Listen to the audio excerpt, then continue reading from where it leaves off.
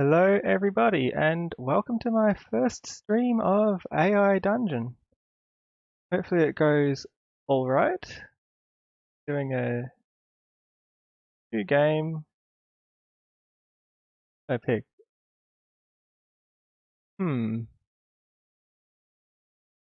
Let's start off with the classic one.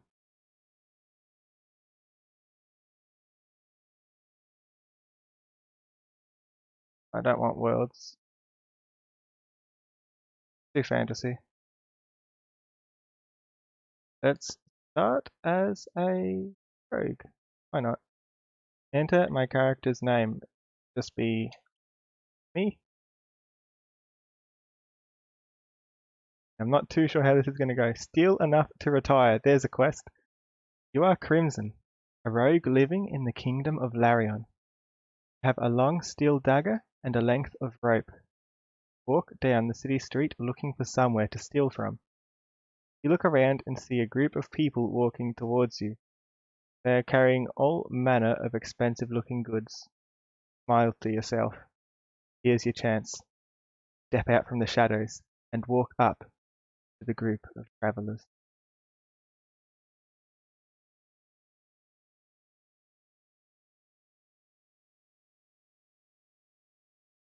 Steal enough to retire. Here's my chance. Let's start by seeing what they have. I want to know I want to know what these expensive-looking goods are. Select the expensive.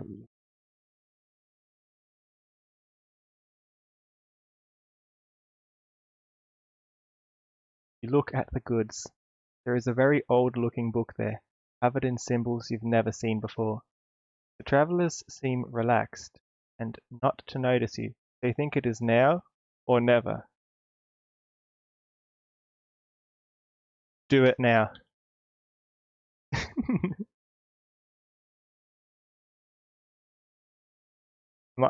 thought I was stabbing with a rope for a second. Quickly, you grab the rope and stab the first traveler in the neck with your dagger. Quickly gag them, then tie their legs together. Okay. Why? Don't do this. Take the goods and abscond into the dungeon. We're a rogue. This has to be some sort of roguelike, surely.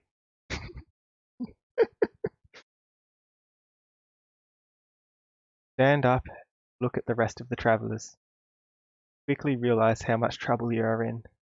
The gagged traveler starts screaming, and the other one starts reaching for their weapon.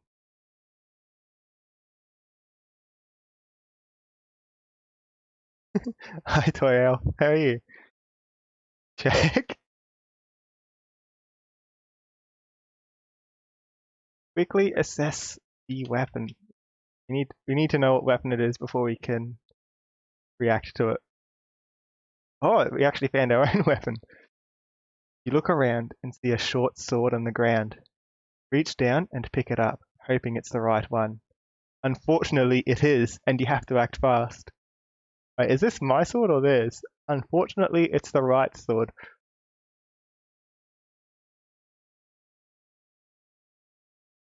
You ask yourself whose sword this was.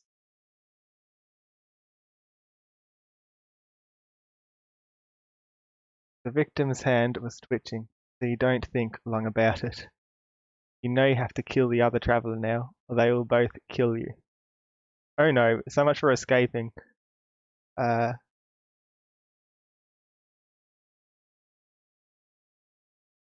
Throw sword like a dart and escape in the ensuing chaos. You're okay, tired and sleep deprived, as per usual. I can't help it. The game's telling me I have no choice. You quickly snap the short sword out in an arc and hit the victim in the throat. You watch as they go down and don't recover in time to stop you from running off.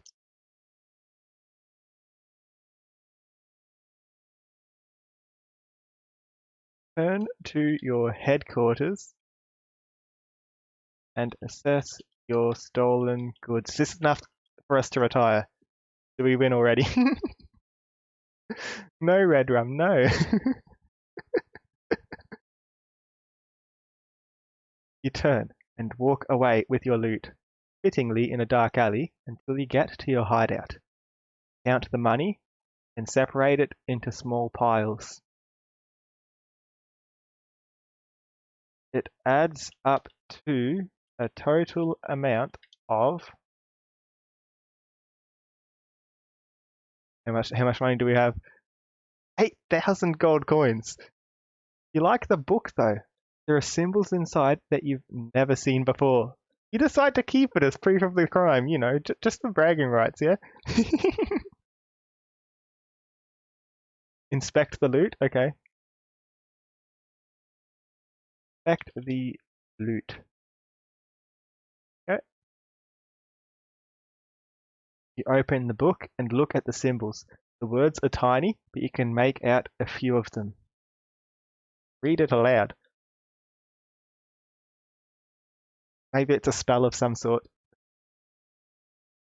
The book is to keep the magic flow going. Continue reading. These rings increase your magic abilities. You put on one of the rings and feel a slight tingle in your fingers. Snap fingers, just like Thanos. What's gonna happen?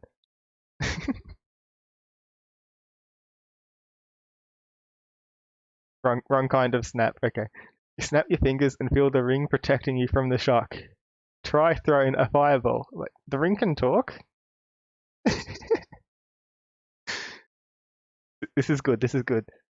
Concentrate and manage to create a small fireball in your palm. Thank you for the host, Carolink. That was a host, right? A host. Thank you. Really appreciate it. Hi. I'm playing some AI Dungeon. First time I've streamed it, so starting with a fairly generic story. This is a very old RPG. No, this is fairly recent. You can type in anything you want to do, and it tries to. There's an AI, and it tries to finish an action based on what you type in. So I kill some random persons. It turned out they carried a Necronomicon, and you accidentally become a magician who'll bring the end of the world and bring a doom upon us with the rays of the black sun. Find out.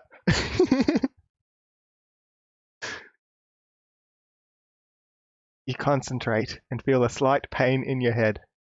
Suddenly, a great pain grows and the light around you turns to darkness. Can't see anything, but a bright light appears to the left of you.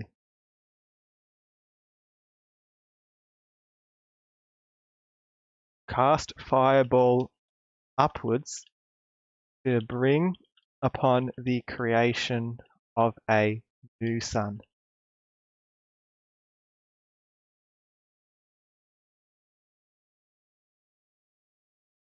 You point your hand up, but your vision begins to grow blurry. The bright light grows brighter, and you close your eyes. Suddenly, there is a great flash of light, and your eyes are blinded. Okay, I know how we can make enough money to retire. That is our mission. I can show that in here, our quest log. Steal enough to retire.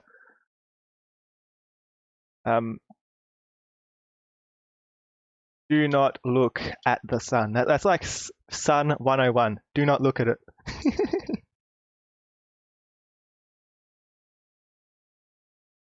You open your eyes and look up at the sky.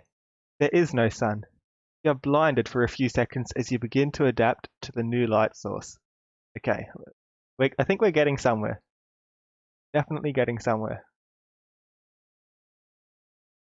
Go on a killing spree and loot money from people. I can do that, but I have a better idea. Tell me what you think. Because I created the sun, and I can end the sun, I can charge everyone a tax to keep the sun there, essentially stealing enough to retire by charging a sun tax. What do you think? New economy.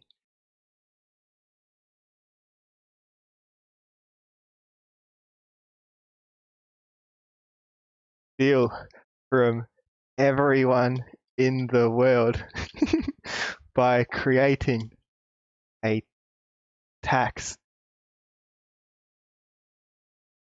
to keep the sun you created existing. I'm not a politician, but like, this is like how to steal money 101. Give them no choice. Make them think like they're doing it out of their own free will, right?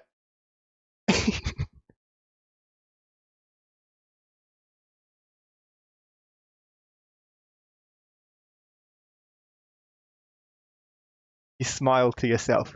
You will be filthy rich. You think up a plan of how you are going to pull off the world domination scheme. I need an assistant. Okay, who's our assistant going to be?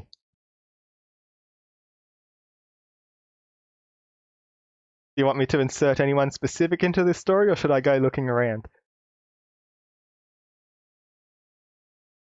Happy to do whatever.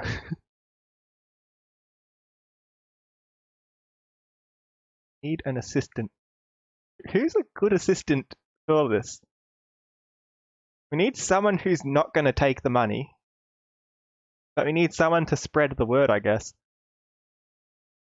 Yeah, we need to think of an assistant to help us pull off our plan for world domination. Can't believe we stole the Necronomicon. What if the person who wrote the book? Check who wrote the spell book that you carry. Because we need them in on the scheme, otherwise if we turn the sun off, they're the only other person who knows how to turn it back on. So we need them on our side, otherwise they'll just undo our plan. Seems fair. I think that's the best way to do it. You would steal my book, don't insert you. Okay.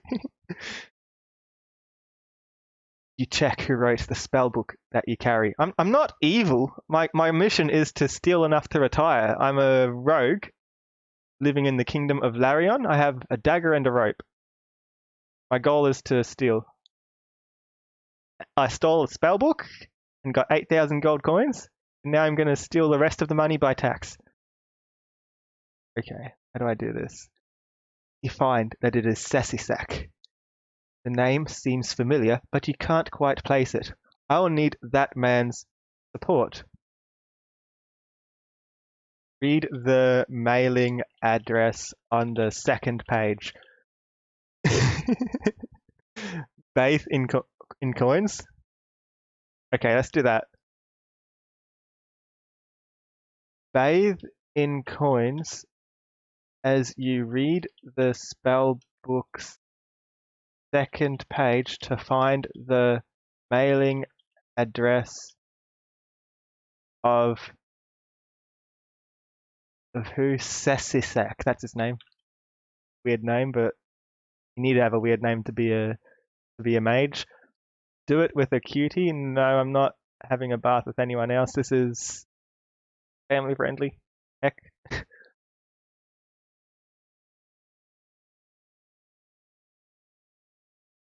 You bathe in small change until you are quite the rich man.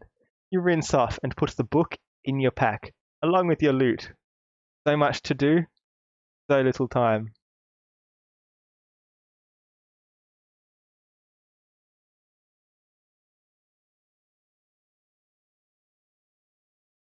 Think where you could. So I'm guessing there was not a mailing address on the first page. The book's a bit more modern than that for a spell book.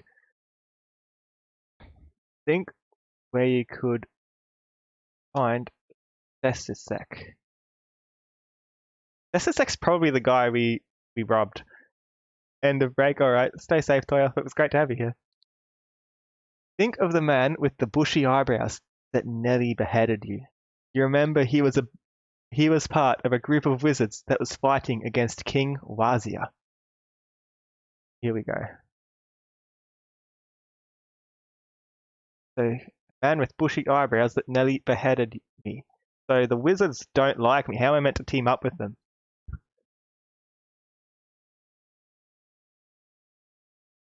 Go to the local tavern to see if there is anybody to recruit. Tavern seems like a good place. Walk into the tavern and see 3 men sitting at a table in the far back. One man with a great black beard talking with another.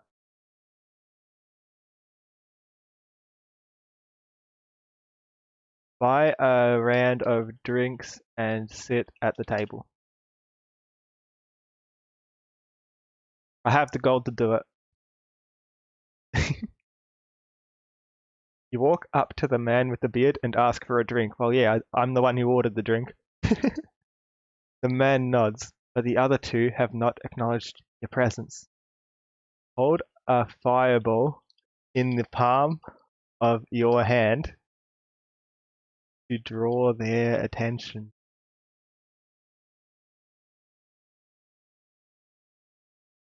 As you ask for an assistant. Assistant, there we go.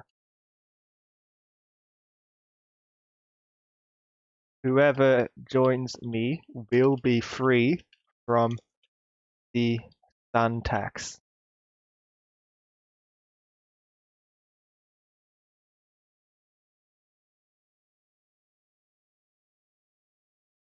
Snap your fingers as you speak the words. A small fireball appears in your palm. The bearded man and the other man turn and look at you. Join you? The younger of the two asks. See where this is going? What do you mean? I need an assistant, you say. Book I have requires 2 to cast the spell. There's no way, the bearded man says. Then pay with your taxes. Oh, hold on, I need to undo that. I'm not paying with my taxes, I'm telling them to pay with their taxes. Then pay with your taxes.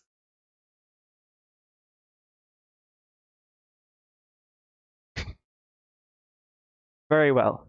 I'll pay for your drink as well as my other friends. You nod and motion for the waiter to bring drinks. So, you'll be joining us, the man says. Oh, me joining them? Are you an adventuring team by any chance? Hello, Tyler Does Things 40. Nice to have you here. What do you mean? Well, like a Dawn and Vampire Slayers or something similar. Oh no, we're just some miners trying to make a little extra cash on the side. Ooh, we're gonna steal enough to survive and retire.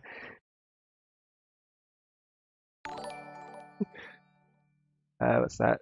Thank you for the follow, Tyler Does Things. I really appreciate it. So they're not vampire slayers, they're a mining team. Hmm.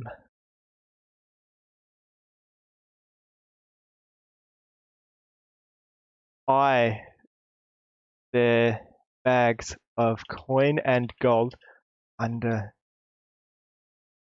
No, it's not under the table. It would probably be at their hip, right? On their hips.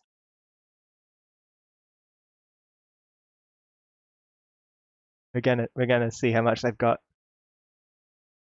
Then you've got the look. You say, I need 2 people to join me, and I've got a lot to spend. What do you mean? I'll explain later. Yeah, I'll explain later. Explain what? I stole 8,000 coins and I'm trying to put in a sun tax.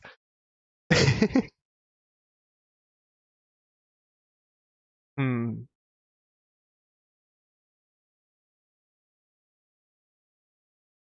Threaten to remove the sun unless they hand over all their gold or pledge their service to you. Aha.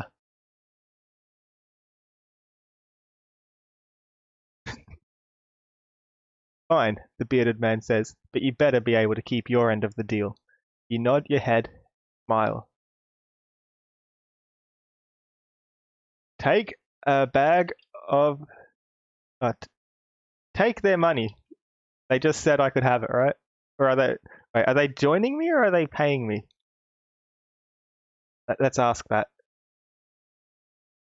So, will you be joining me as my assistant or paying me?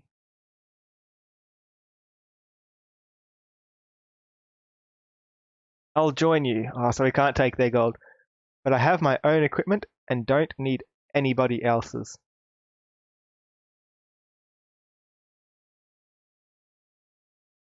Place the spell book on the table and read the spell that takes 2 to cast it.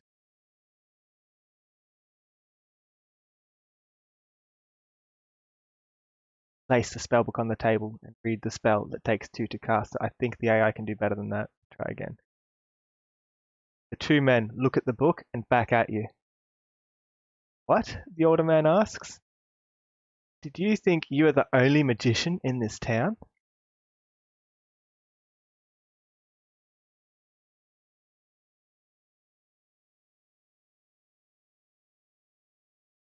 Oh no, there's other magicians.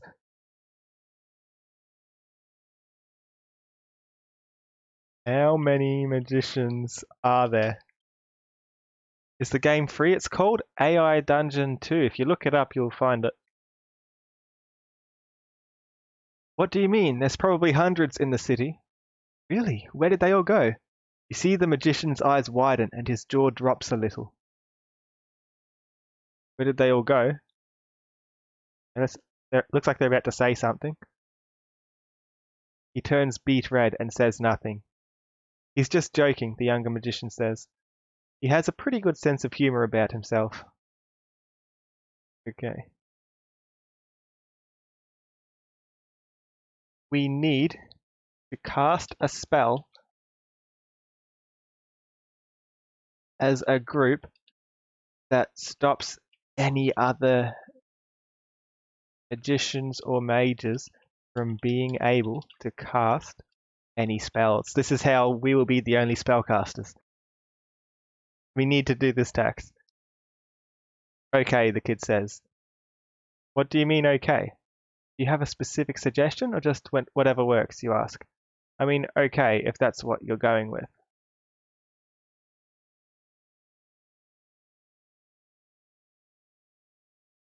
You turn to the relevant page in the book and start the ritual.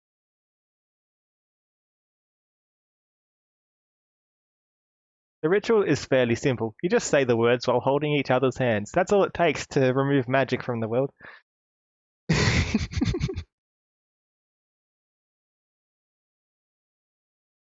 It is done.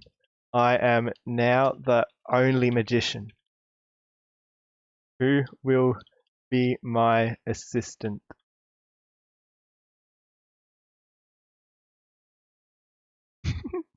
I will, the kid says. Then let's start this ritual, you say. You close your eyes and concentrate on the words.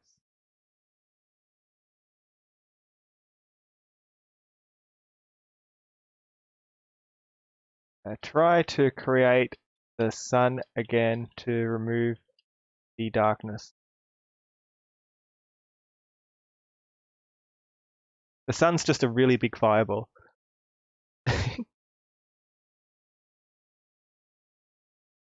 Quickly scan the room for anything that could be useful. Then you notice a lamp on a table, but all you can make out is that it's blue and made of crystal.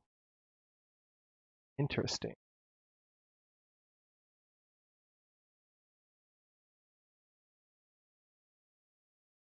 Use the lamp's flame to enhance the fireball or launching it upwards to become the sun.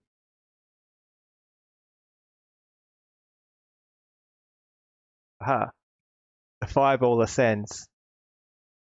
You quickly scan the room for anything that could be of use, then you notice the bearded man fiddling with the amulet around his neck. You have seen this kind of amulet before. It has the power to... Let's see, we know what it does.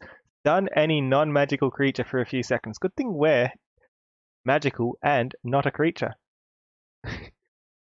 If you use it on the wizards in the room, they'll definitely notice it.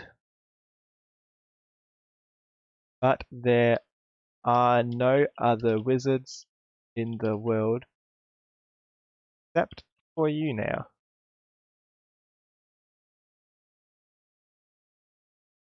Do you A, leave it on so the heroes can't harm the miners? Why are the heroes harming the miners? B, take it off and hide it before the wizards make any move against you. Oh, am I the bearded man now? I guess I'm the bearded man.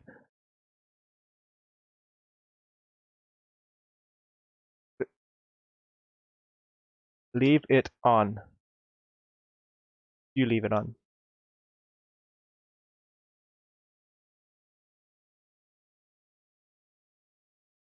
You remove the amulet and leave it on the table. The miners look at you curiously, but the bearded man looks particularly angry. Oh, I took the amulet off of him and left it on the table. That's not what I wanted.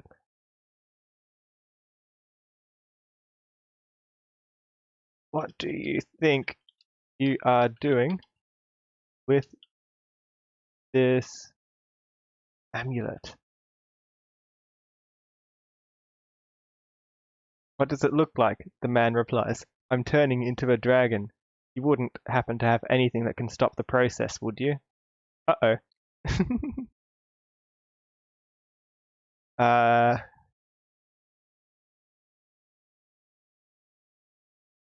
I can turn off the sun.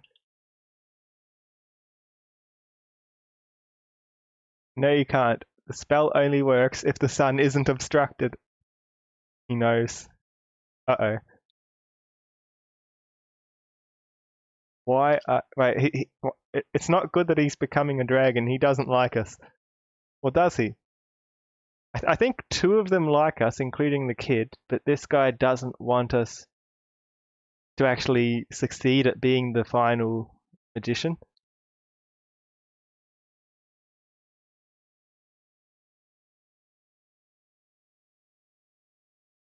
I'll put the amulet into the fire.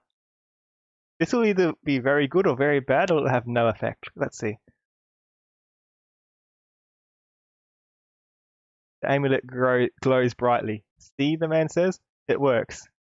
The bearded man promptly turns into a dragon and breathes fire all over the room. Oh no.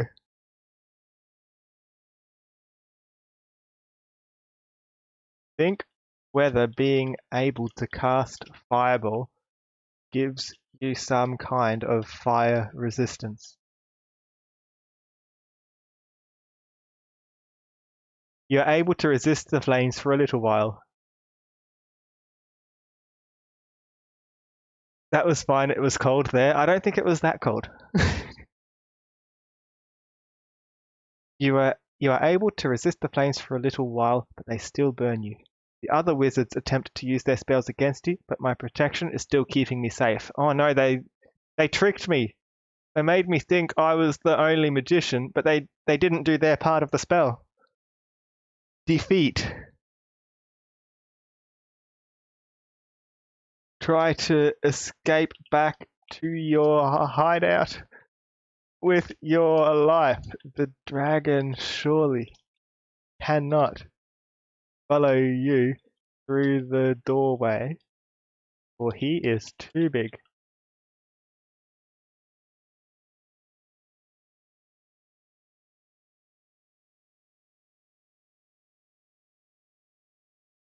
You are lucky. You make it back to the hideout with only some superficial burns. Quick, through the doorway and into the next room, you shout. I don't think they're on my side.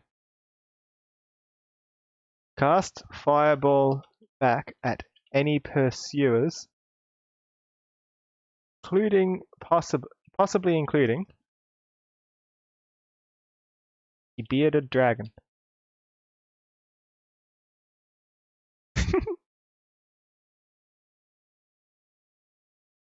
You release a small fireball back at the wizards. It's enough to startle them and put them all on fire. But the bearded dragon dives straight into the rising tide of flame, burning himself severely. Aha, plot twist. He's a bearded dragon. It was the bearded man who had the amulet. uh, bearded man. Bearded dragon. Technically not a complete dragon, so not immune to fire anymore. Haha. Bamboozled. Hmm.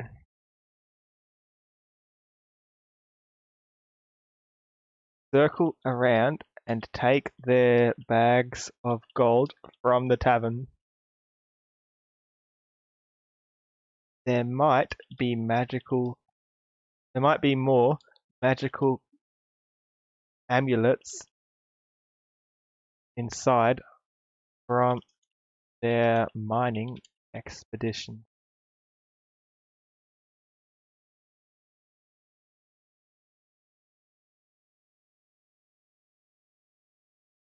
You run back outside into the snowstorm. It was cold. How did you know, Carolink? And take their bags of gold from the tavern. There might be more magical amulets inside from their mining expeditions. Run back outside into the snowstorm and scoop up handfuls of the snow. You bring them into the tavern, which quiets down as the miners watch you. Yeah, it's snowing. There's a snowstorm. How did you know it was so cold? Throw snowball at the dragon. Aha! You throw a handful of snow at the dragon, but he merely splutters and spits tiny bursts of flames onto the snow, quickly melting it. Defeat. The dragon breathes fire right into your face. Or maybe you are the AI? Hmm, maybe. Terralink is the AI all along.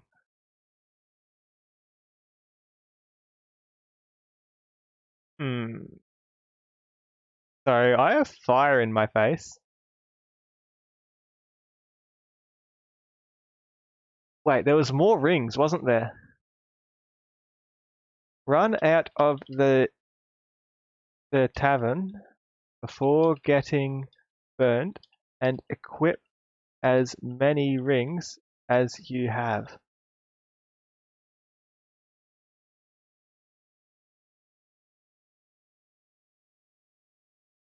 Run outside and put on as many rings as you can, but unfortunately the dragon has chased after you and is breathing fire all around you. Your flanks start burning. Hmm.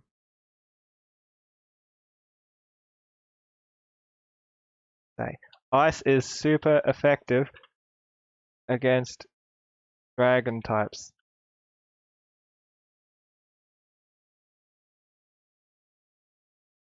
The dragon laughs. Go ahead and try to freeze me, you little.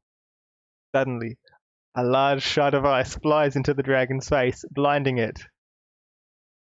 The power of our snowstorm, I say. You unleash a flurry of snowflakes which clumps the dragon's face into a mask of blood. It fails to blind it, but it does stop the dragon from moving. This is your chance.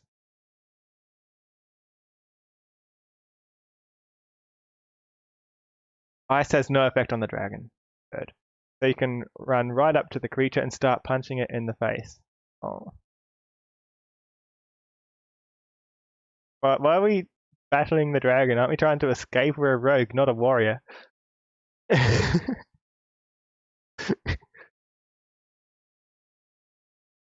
One of the rings starts to glow. Reach them. Is that what you want? I'm scared. I'm scared to do that, Carolink. Punch the wings away before grabbing the dragon by the neck and grappling up to escape the falling beast. Ha ha ha! Did you see that? He just flew away with that dragon. Oh no, I'm in the air now. Uh,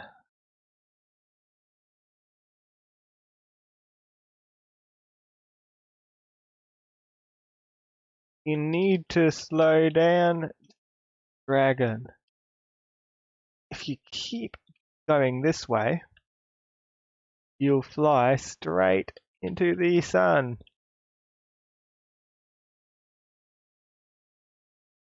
The dragon is very far away from the sun at this point, or you'd suggest heading in that direction. Turn around and head back the way you came?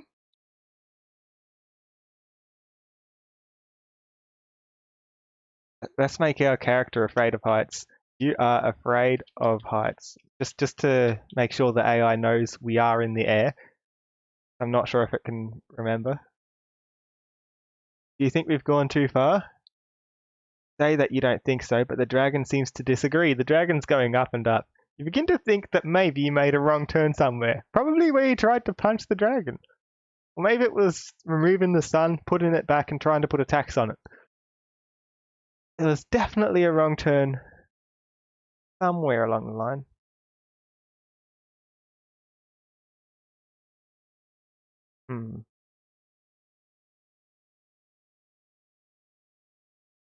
Wrong turn somewhere.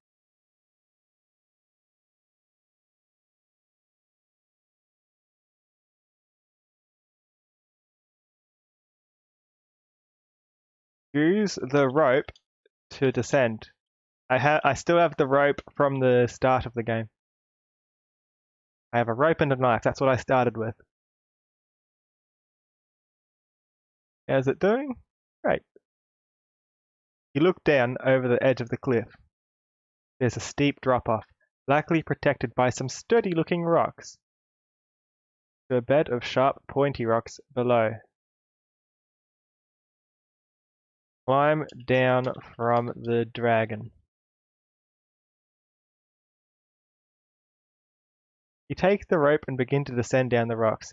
You stab the knife into the rock and find yourself slipping. Ah, this is stupid. I'm scared. I want to get off.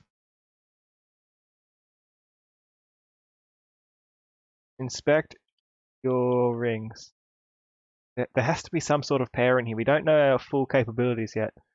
You've equipped the rings as follows. There's one on your middle and index fingers and 3 on your ring index finger right.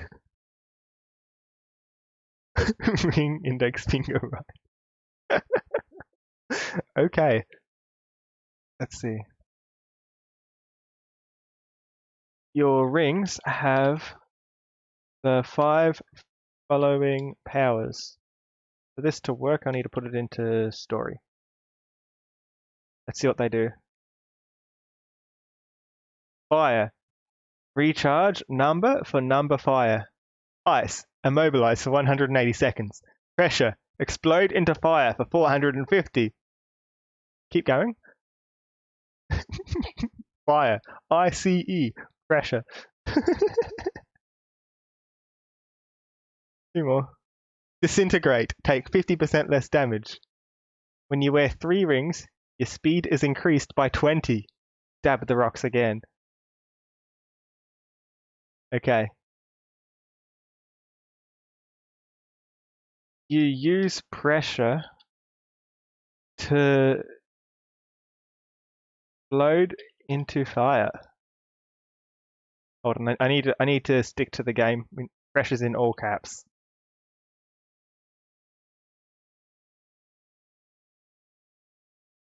Stab the rocks again. You lose your grip and start falling towards the rocks below. You use disintegrate. Okay, I'm ready to take less damage. I've got an idea. You use ice to immobilize yourself just before hitting the ground.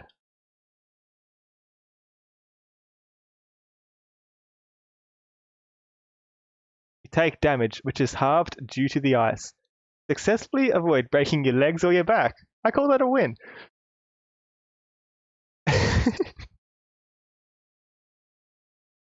Hmm.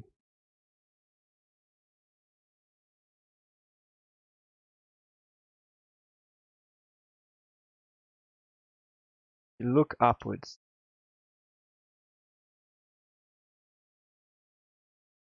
You see the dragon circling in the sky, flying far away from you. It's hungry. You start down the rocks again. So we're on a wicked cliff here. Seriously nasty. Stab the rocks again. Gotta be a better way to do this. So I took half damage. Check health and stats. How much health do we have? You stab the rocks again. Don't feel like you've gained anything by not wearing the ring. Oh. Equip the final ring. We're just holding on to it, I guess. Because when you look here, we've got fire, ice, pressure, disintegrate. We never got the fifth one. You're trying to apply for a course, but all the tools they gave you don't work, so you lost your patience.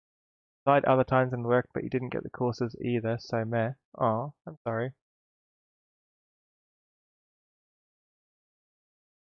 The new ring has the following power. Probably just gold, it's probably just worth a lot. Let's find out.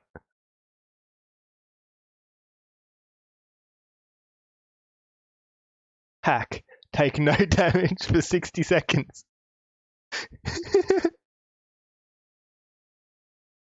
You use hack to take no damage for the rest of the fight and indeed for the rest of the level. I got the ring of hacks.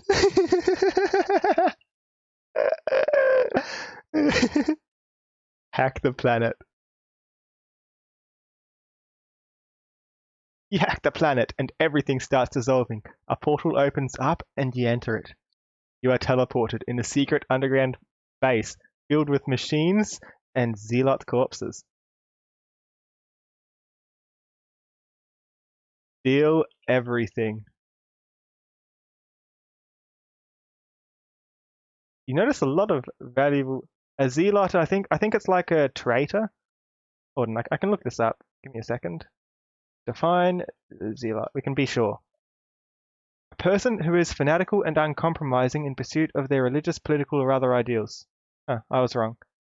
There you have it. So it's a machine. There's lots of machinery. I wonder if they followed some kind of machine religion. They might be like the Mohis from Xuan Yuan Sword. You notice a lot of valuable technology in here. You start taking it. You have picked up the pace and started grabbing any tech you see that you can carry. You can squeeze through the opening of the hatch. Why would I do that? Well, assess the value of your loot. There's a lot of technology here that you can't even identify. It sure does look valuable though.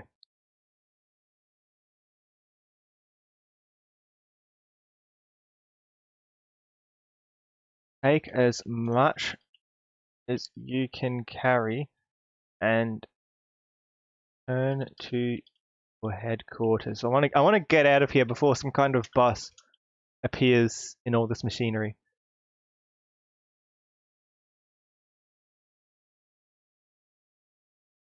Continue pilfering the base, grabbing anything you can.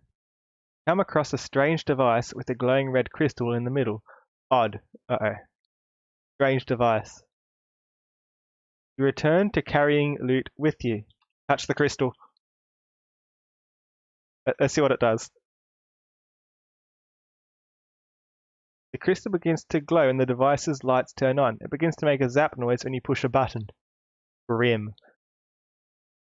Use hack to avoid any damage and press it again.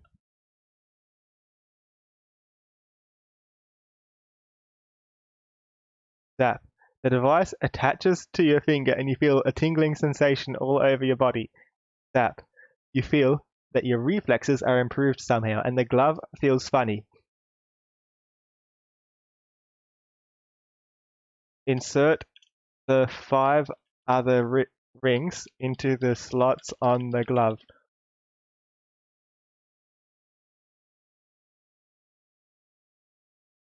The glove is now equipped with all the rings. You are protecting and enhancing your abilities. You notice that the dragon recedes even further into the fly. I can't fly yet, but point at the dragon with the glove. Let's see if anything happens. The dragon is tied to you somehow, and your finger begins to twitch uncontrollably. Zap. The dragon unleashes another fire blast, which you are forced to avoid. Zap. Okay, we have what appears to be the Infinity Gauntlet. Except with 1 gem and we've used rings in the other slots. It seems to work. We've got all the rings in there. Snap fingers while wearing the glove. Then point at the dragon again. There's got to be some way to activate it, right? Continue snapping your fingers, and the dragon unleashes another fire blast. You are luckily able to avoid it, although not really by your own quick reflexes. Zap, zap. Use hack again. Oh no, I can't use hack. It's the power of the ring, and I'm technically not wearing the ring.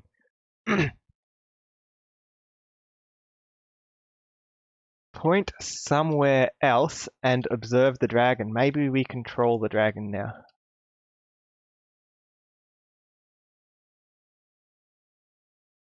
The dragon lowers itself down to the ground and you avoid having a fire blast shot at you. You notice that the dragon has some sort of horn with it and is in the process of blowing it. Zap.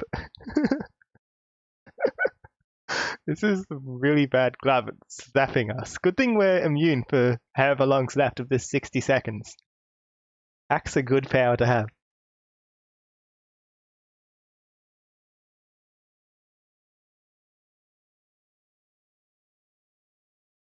How long is left of the 60-second countdown since using hack?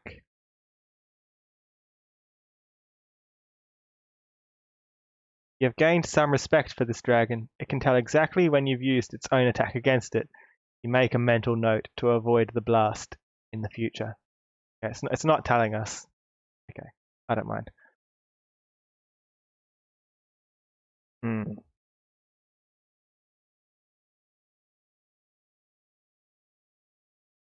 Hello, dragon. I have the glove and all of the rings. The dragon lowers its horn-blowing attack and opens its mouth.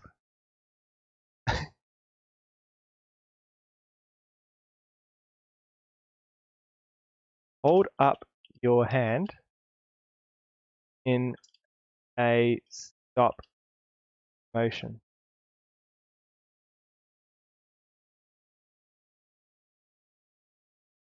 The dragon holds its horn in midair. You hold up the dragon's horn. The dragon releases its horn and the wind current catches it in midair. How cool. Is the dragon just doing party tricks now? What is this? So it's either a horn attack or a fire attack. The horn attack does the following. We need to know what it does. Horn gun 30, damage 30 times 0. It's a quick attack. I don't think we can dodge that. It's a gun. Oh no.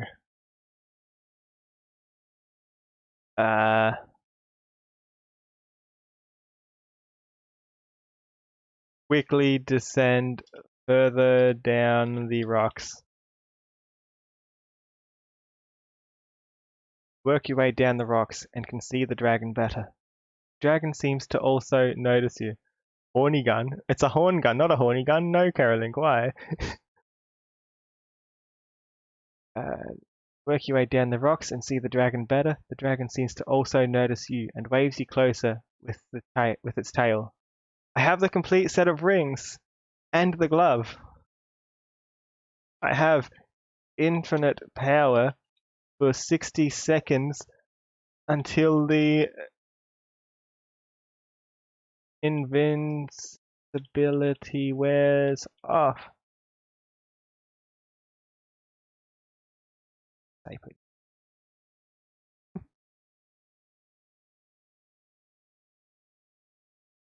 The dragon clenches its jaws.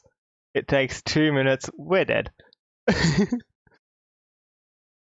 It takes about 2 minutes for the dragon to reply, during which you have been very still. How to waste the 60 seconds? The dragon holds out a claw, which you quickly grab.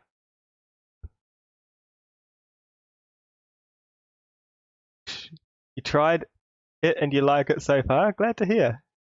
Shake hands with the dragon. You have found your assistant.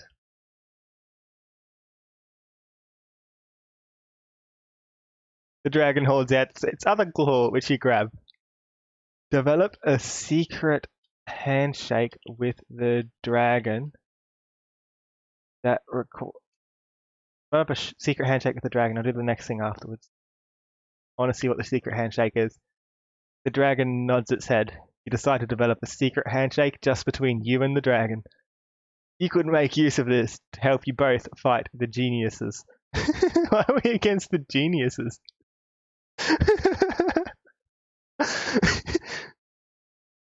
A rogue wizard and we don't like smart people. Okay. I think this is working well. Secret handshake, what's next?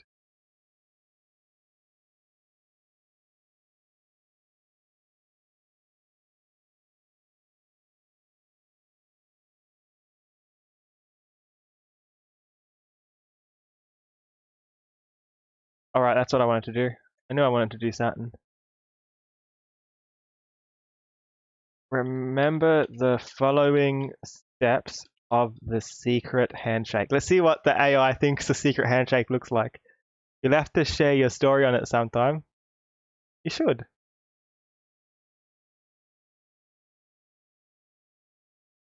There are many different ways you could develop this. A. You could have the dragon steal the rings from the ruins. B. You could have the dragon find the rings in another place. Uh-oh. Wait, maybe we're being betrayed here. Check the glove. Does it still have all 5 rings and the crystal? I think after doing a secret handshake with the dragon.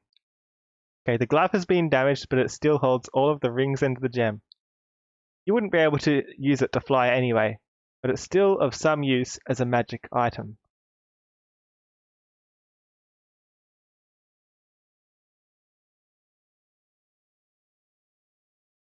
How can I become rich? That's still our goal.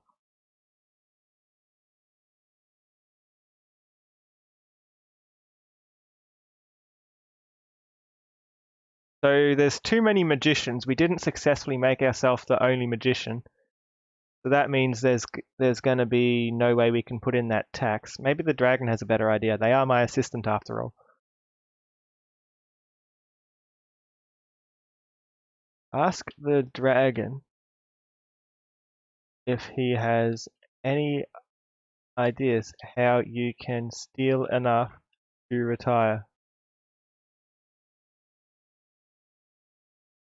The dragon ponders this for a moment. We could steal from the city, it says. The guards are always on patrol. It'd be even easier. True, you reply.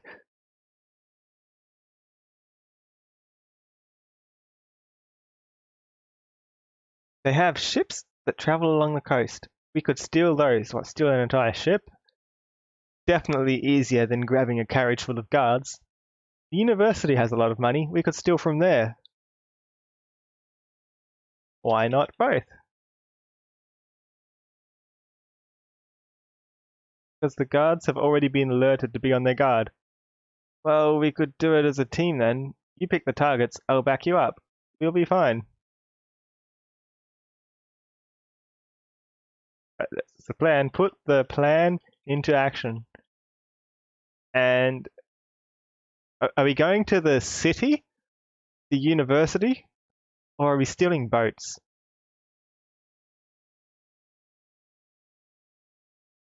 Put the plan into action and sign up for university.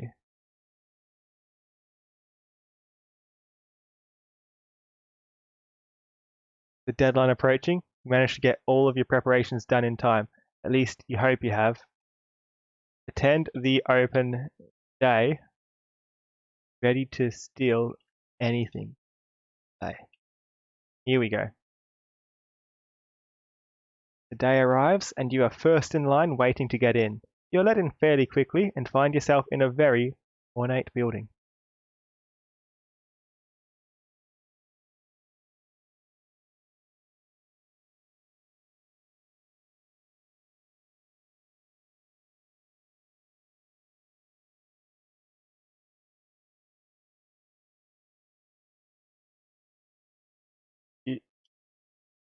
Okay, the glove's useless, but it's good for holding the rings, I guess, but I can just hold the rings on my fingers. Remove the rings from the glove. It's just like a failed infinity gauntlet, really. Remove the rings from the glove and put them onto your fingers. Use which move should we use? Fire, ice, pressure, disintegrate, or hack?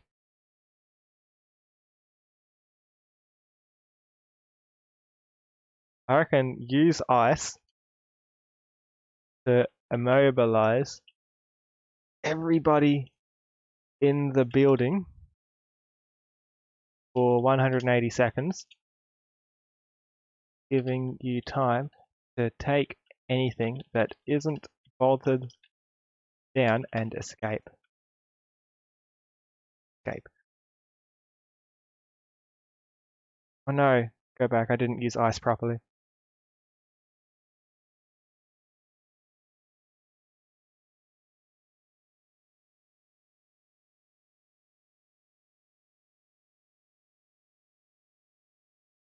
What happens next? You slip the rings on your fingers and concentrate. Feel your fingers tingling slightly, but nobody notices anything happening. You point your fingers towards the building and begin to float upwards. Nobody notices you. I'm just casually floating at the roof. Dragon, now is the time.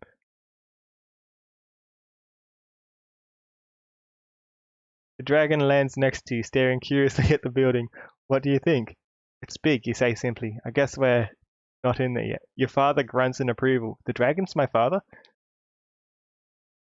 This is news.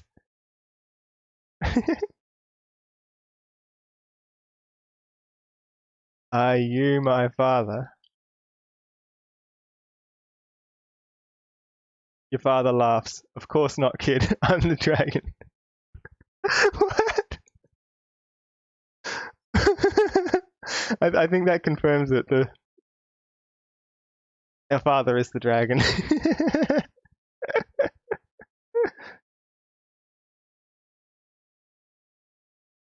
Father confirmed. Dragon father confirmed.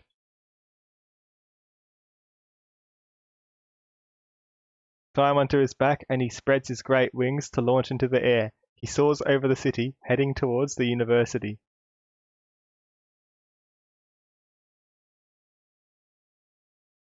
Use ice on the university.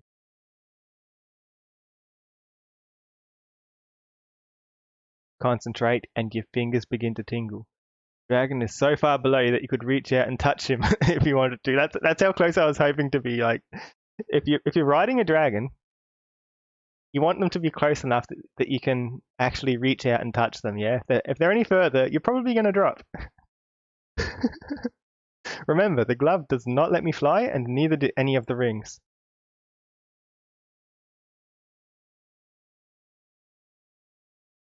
Use hack to prevent all damage to yourself and the dragon as steal from the university.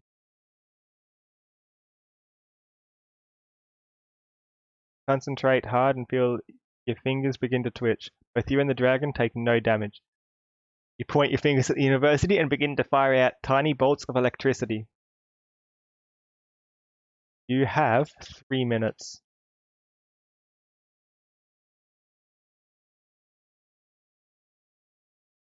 Get in, take everything, and get out. Probably not going to be that clean though. It'll probably go wrong. Think carefully before using your ice on the guards. It's going to take you 3 minutes to disable them all, giving you a good 5 minutes to grab what you can and escape. Is that how it works? It stacks, does it?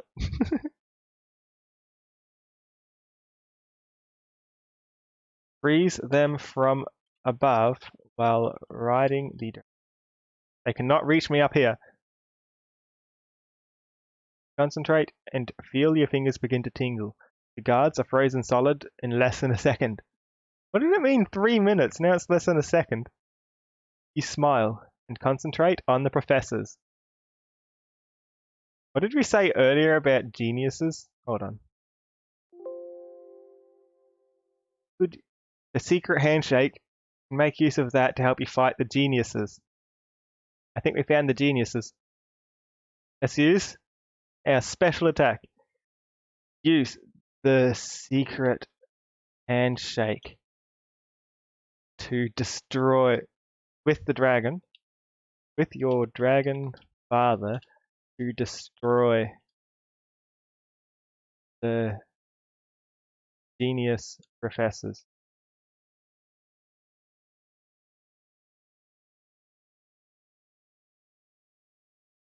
You and the dragon both laugh evilly as you concentrate. You feel the professors die, and the building shake as the dragon roars in laughter. Grab what you can and escape quickly. Do that. You laugh as you take a few golden rings and a book of poetry hidden in the very back of the cabinet. Is that all?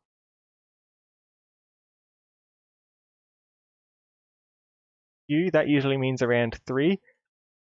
Equip the 3 rings. You now have the following 3 new powers.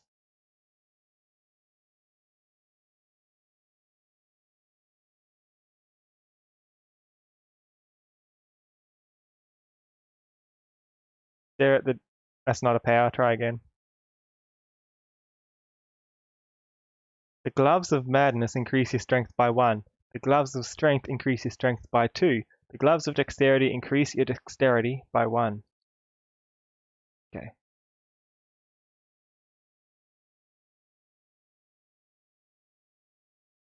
You're missing this story, but you're sure now the key word is but. What? Why? What? What do you mean, Caroling? No. Oh. I have rings, and apparently rings are gloves. The secret handshake is the one true way to destroy geniuses. Nobody can stand up against a secret handshake with a dragon. Trying to make me laugh. Oh, sorry. What should I do? You're free to make suggestions. Wait, these are just golden rings. They seem pretty lame. Let's sell them. Sell the rings in the city. You put the rings into your backpack, knowing you'll have to get them repaired after dealing with the police, but still feeling a surge of satisfaction as you pack up books, holding the weight of one of the golden rings. Read poetry as you ride the dragon to escape. Read a few lines of a Scottish poem by Walter Scott. Thrilling to thrilling to the feeling of reading a book while soaring through the air. You realize with the start that you're reading in a different language. So that's what the ring does.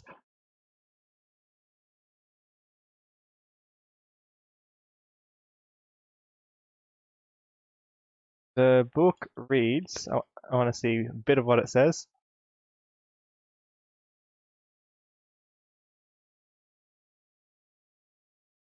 Nihon no Ryu, the dragon of the land of the rising sun. Contents: 1. The land of Nippon. 2. The people of Nippon. 3. The government of Nippon. 4. The king of Nippon. Are we actually reading through the entire index? 5. The celestial ladder. 6. Sumida Gawa. 7. Shimonoseki Strait. 8. Please stop. Of the islands called Oki, Honshu, and Shikoku. 9. The province of Yamaguchi. 10. Of the province of Fukushima. 11. The province of Aichi. 12. When it stops the numbers, I'll stop. It keeps going. The city of Sakuraba. 14. Villages and towns. 15. Mountains. 16. Rivers and waterways. 17. Animals. 18. Things.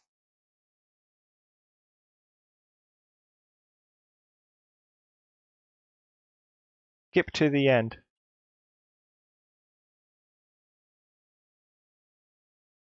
The end.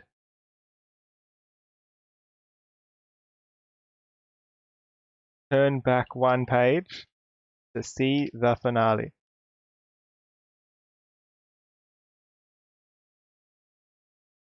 Final page of the book shows you a picture of the dragon. Of a dragon.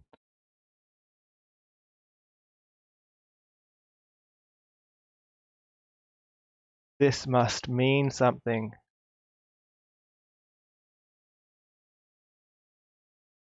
Turn the page. The end. You stare at the picture, wondering what it could mean.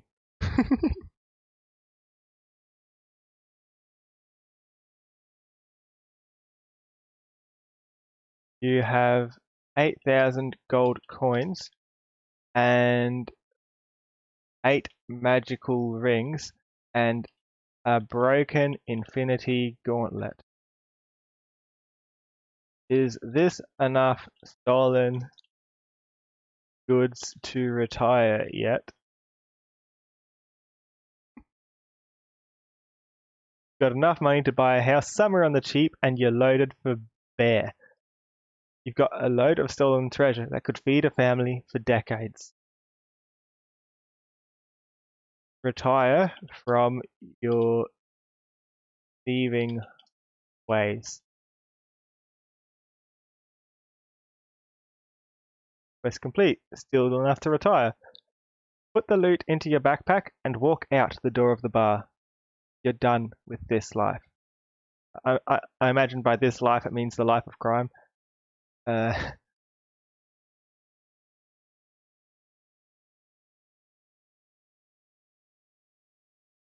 Retire with the dragon. Walk down the streets of Clyton looking for a job. You find work as an office clerk, filing away papers.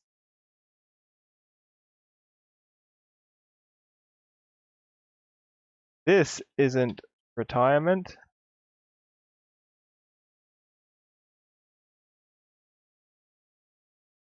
Find yourself a new job at the hospital as an apprentice medical assistant. You work hard for your first few years of medical school, but then you take a break from it and go on a spending spree. You gain the following new quest. Let's see where it goes next.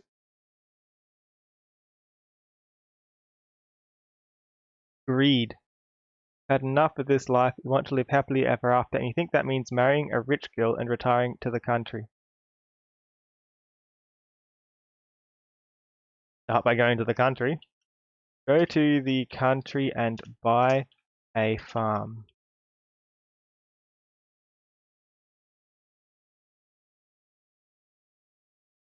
Then realize you forgot to quit your job as a medical assistant.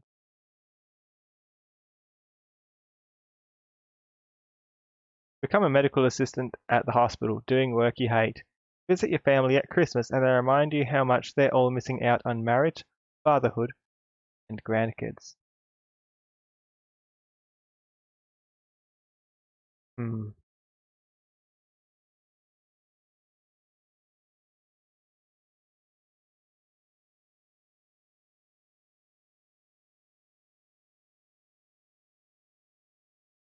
Not sure if I should do another short one. Did you want to pick the story, Carolink, if you're still there?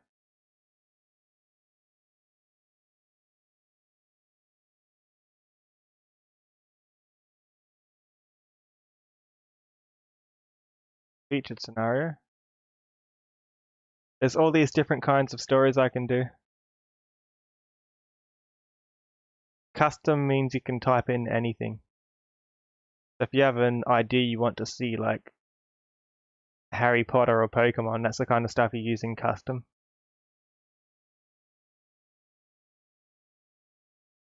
You can do anything really.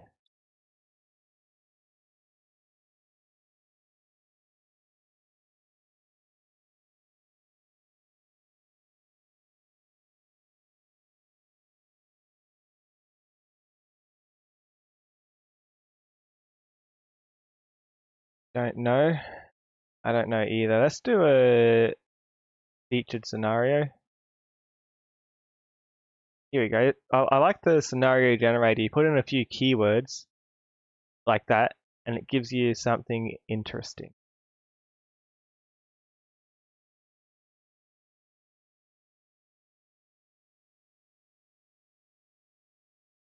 It makes a prompt for you based on the based on whatever tags you put in. School, zombies, action, and explosions. Do a zany crossover.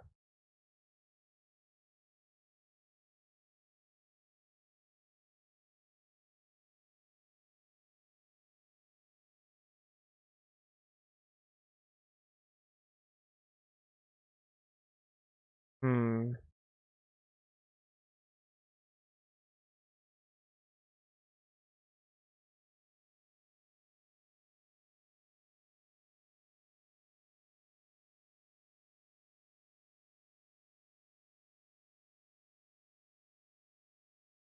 Not good at this kind of thing.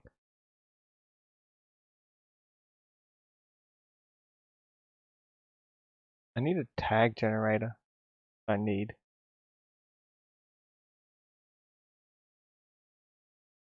Infinity, Infinite, IKEA. One where I tell the story.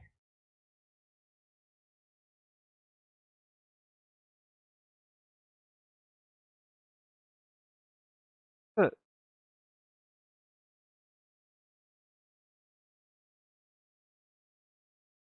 second.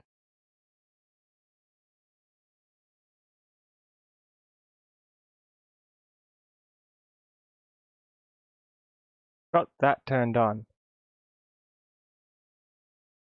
So it is safe mode. Yet.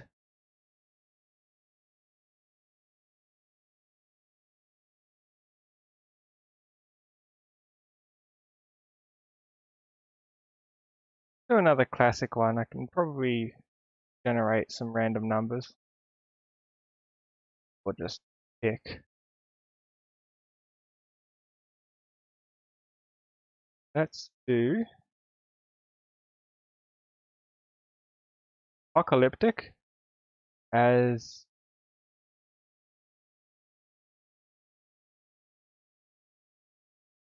a survivor. Sure. Apocalyptic survivor.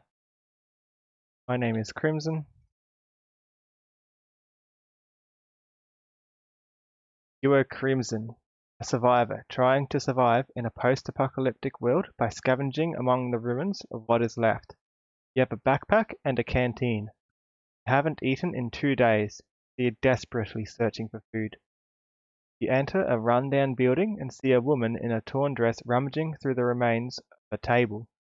Beside her is a man with a pistol.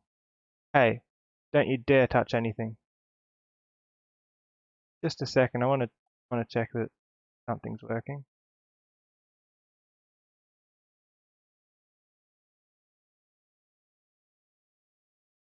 Man with a pistol.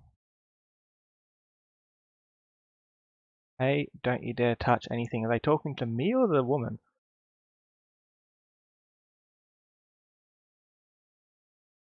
Hmm.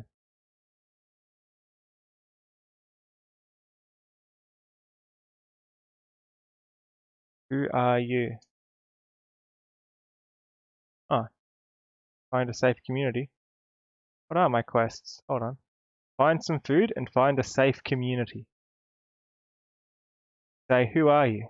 A survivor just like you, the woman replies. Who is he?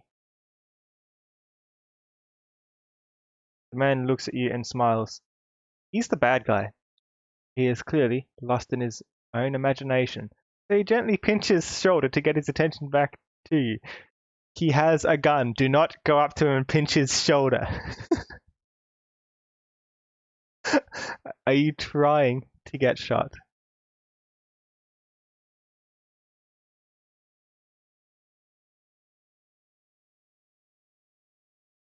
Take his gun while you are so close.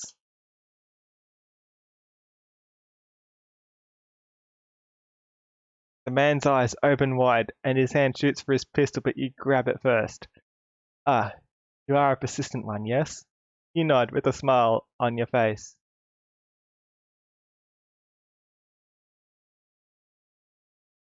Now, I'm the bad guy.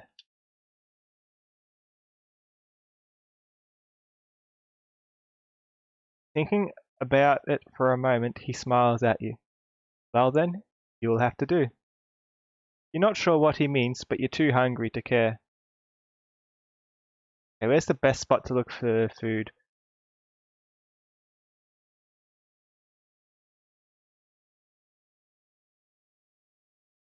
Check the house for food without turning your back on the man.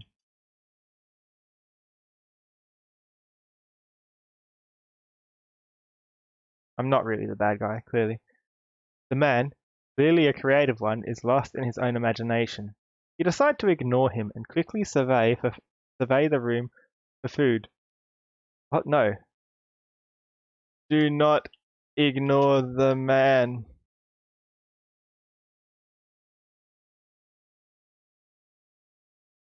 Uh-oh. You grab a half-eaten chicken drumstick off the floor and hastily shove it into your mouth. This is like Streets of Rogue all over again.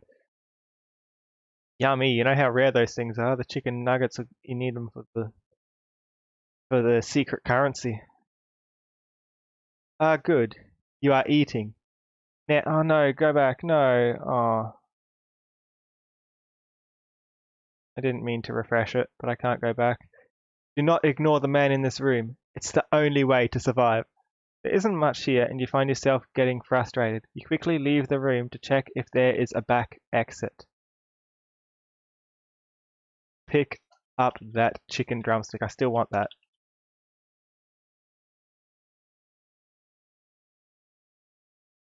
You pick up the chicken drumstick and hold it with both hands, trying to figure out a good way to eat it.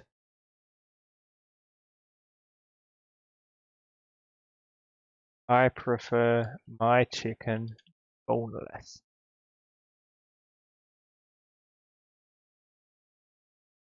You hear a chuckle and turn your head toward the man.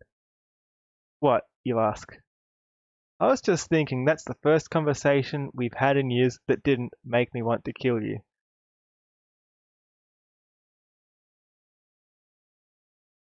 You like it boneless too? There is silence for a moment, and then you hear the door slam. You jump up from the floor and see the woman with the torn dress near the doorway, blocking your exit.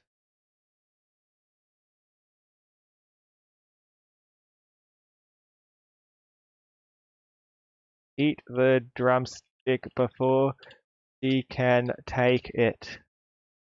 Meat end first. Quickly grab the meat end and begin chewing with your mouth open.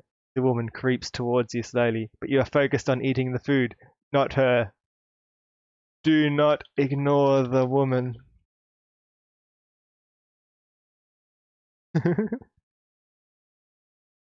As you swallow the last bit and your belly protests with hunger, you realize there is nowhere to run. The woman is standing in the doorway and there's no way out other than the way you came.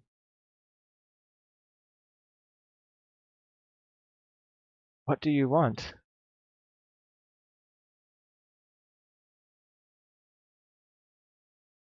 What? The woman asked, clearly confused. I asked, what do you want? I want to know what's going on. You are blocking my path. Please move aside.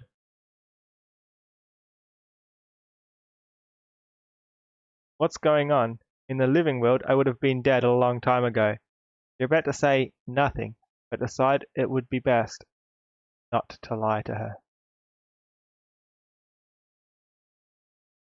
Go on. The AI is thinking something. Instead, you decide to play it safe and tell her the truth. You died and woke up in my world. Now you have to survive here. So this is a post-apocalyptic afterlife, okay. That's a revelation, isn't it?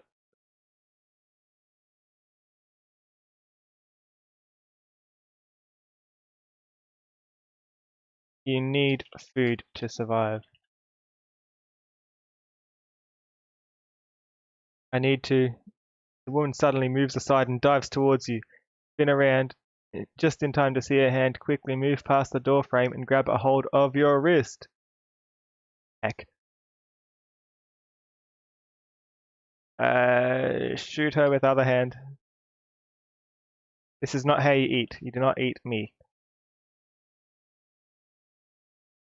Your shot hits the side of her head and she lets go of your arm. The impact from the bullet makes you stumble back and fall over. The woman moves forward slowly. You are ready for her. Okay, looks like death doesn't work the same here. How do I escape this situation? Wait, what exactly happened? I spun around past the door frame. I think I'm in the pantry. Stuck in the pantry and she's in the doorway.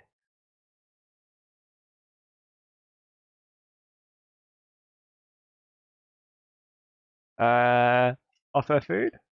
Offer her food. Yes, there's more food here. I just ate. You quickly offer the woman your food, but she continues moving slowly forward. She is a zombie. Confirmed.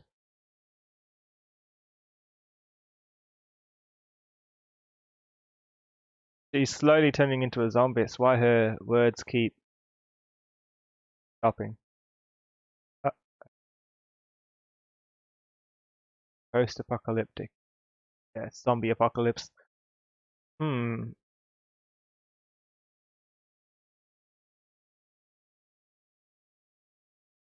Once your brains.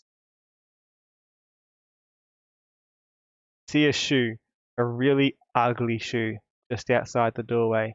You lunge forward and grab it just as she reaches out for you.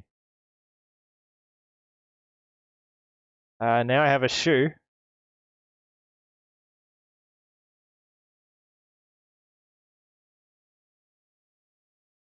Equip shoe to her face. The woman looks at you and her face twists up into an angry grimace. She begins to scream and it's deafening. Quickly cover your ears till she stops.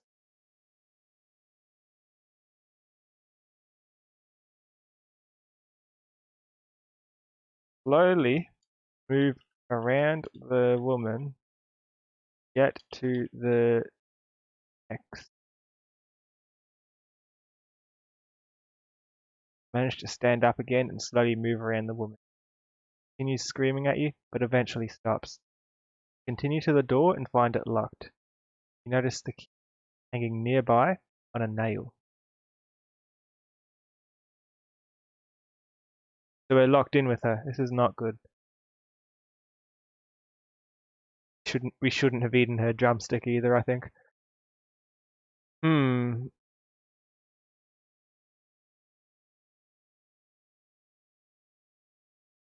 Throw shoot at key and try to catch it as it drops. The shoe flies directly at the key and you jump up, stretching up as high as you can.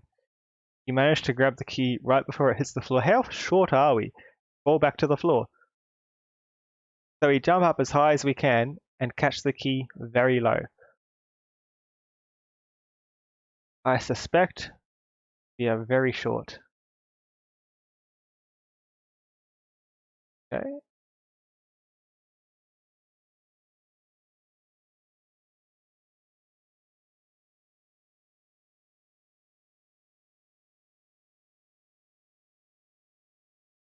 Unlock the door. Maybe we can do it in time before she reaches us. She is only walking to us slowly. Hurry and unlock the door before the woman can stop you. You don't slow down though. Instead, you run through the doorway and find that you are now in a hallway. There aren't any doors nearby though. Hallway with no doors. To the window. Begin to run for the closest window when you hear the door slam. Stop and spin around and see the woman holding the shoe she threw at you earlier. She is standing right behind you. Do not ignore the woman. It is the only way to survive.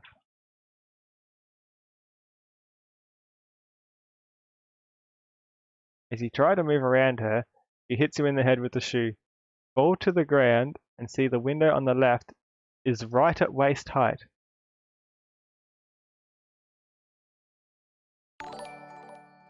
Thank you for the follow, Shadowbreak9. Great to have you here. Hi. Okay, I've got a good idea. So we're in a post-apocalyptic world here, and there's this woman who is looking for food or something in the table, and there was a man with a gun, and we stole his gun. And we went into the pantry and ate a chicken nugget that we found, or not a chicken nugget, what's it called? A chicken drumstick. That's the word. Said we prefer it boneless.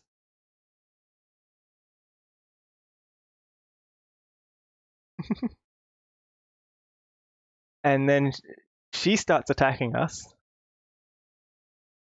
and we shoot her, and she's still alive. So I'm pretty sure she's a zombie. We threw a shoe at her, and now she's hitting us with the shoe.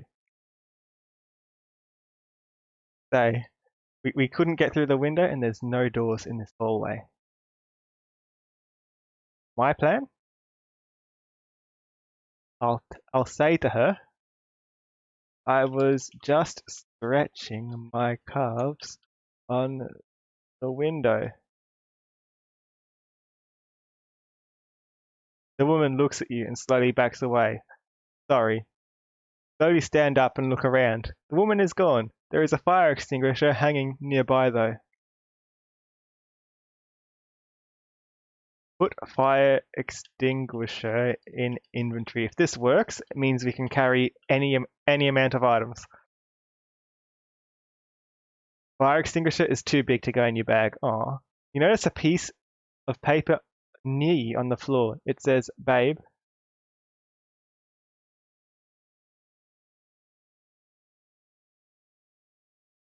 Do not ignore man. Man's the bad guy. You look around but can't find anyone. There's a shotgun and 6 bullets by the door. Check the stairs, but they are too high to reach from here.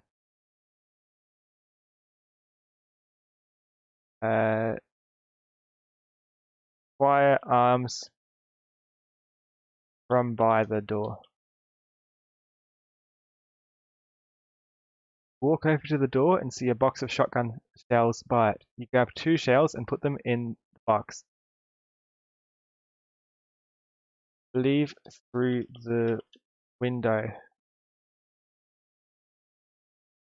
There is a door, but we're taking the window this time. You run for the nearest window and jump right through it. You're about to hit the ground when you feel a hand grab your ankle. I've got something. You forgot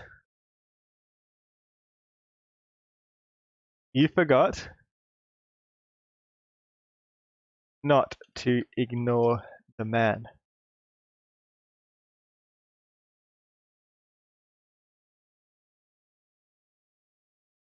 You look and see the monster from before. It has your leg in its grasp and is pulling you back through the window. It then tosses you to the floor. Shotgun. You grab the shotgun and turn around. The creature stands above you, holding the shotgun in its hands. Do I use the shotgun, you think? You look around but can't find the woman.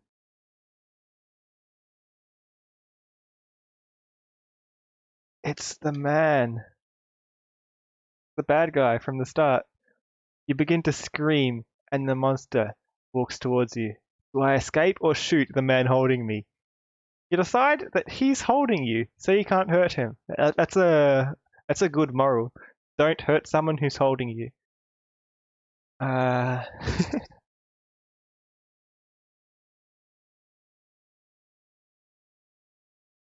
know where you can find more chicken drumsticks.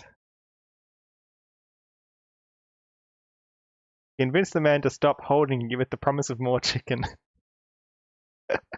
He lets you go, and you quickly run out the door, out of the house, and into the night. Nice abscond, bro. Nice work.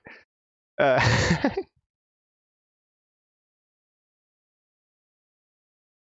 promise of more chicken.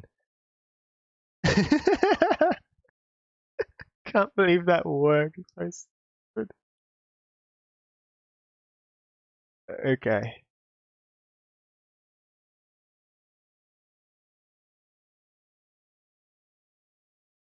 Search for a settlement. No, let's search for an abandoned gas station. There we are.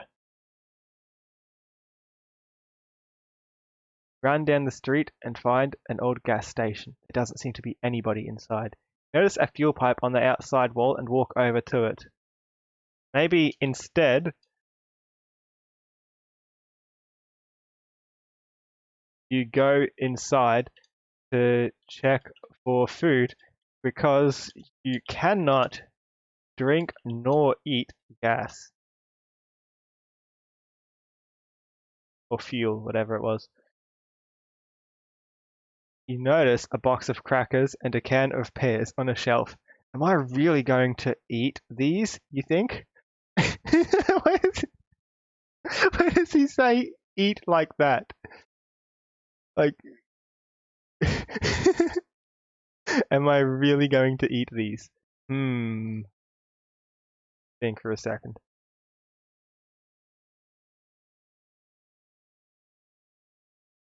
Eat these.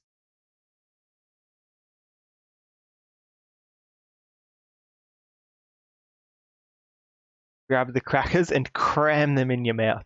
They taste terrible, and you spend the rest of the day having stomach aches and diarrhea. The next morning, you wake up feeling horrible, but alive. Find more food. Wake up at around noon and realize that you are out of food again. That was all the food that was there. You decide that you need to find more, so you can eat before the food runs out. I know, check the storage room. You walk over to the door, the storage room, and open it. Look inside.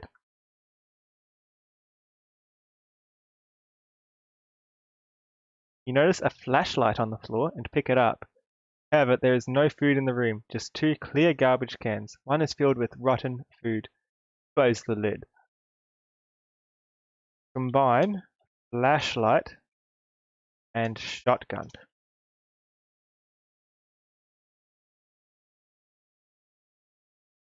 Use your pocket knife to saw off the barrel of the shotgun and turn it into a flashlight. That's not what I was suggesting, but okay. We now have a shotgun flashlight. Just a flashlight that happens to look like a shotgun. We do not have a shotgun anymore. We broke it. We broke it. As you are walking down the street, ready to search for more food, a car drives up next to you. Hail the car. Look over and see an old man in the driver's seat. He looks at you and honks his horn. I'm a little lost, you say. Really? He says.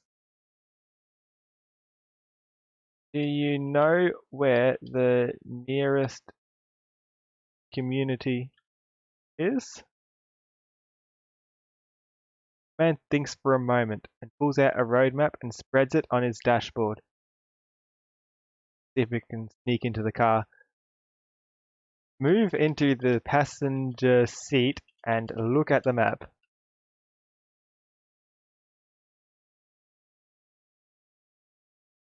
Your name is Bobo, and he is a clown. Hold on, was there any hints at this? He's honking his horn. What else does he say?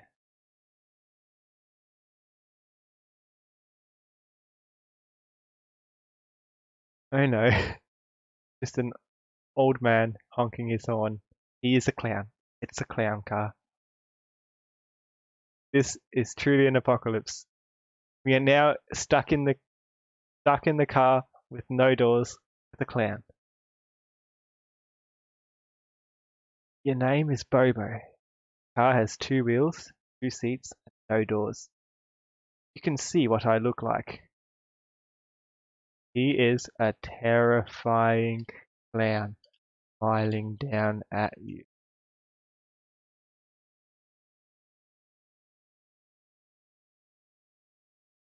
I did that wrong.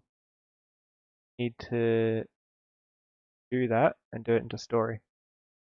He is a terrifying clown in the car next to you, smiling at you.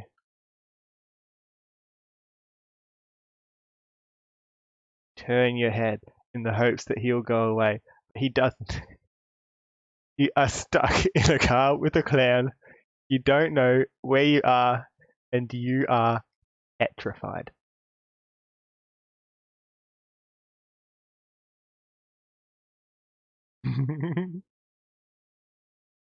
Take the map and leave the car through the window.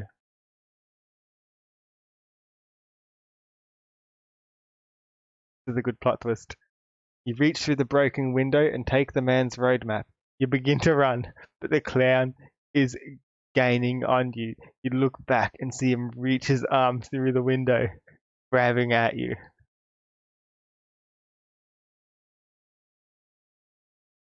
Run into the forest where the clown car may have trouble following.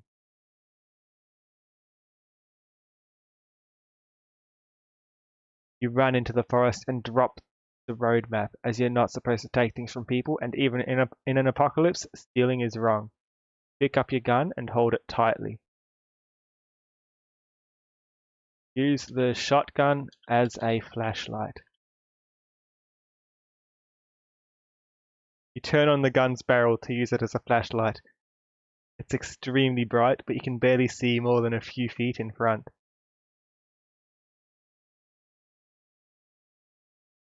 This is just like the shotgun's range.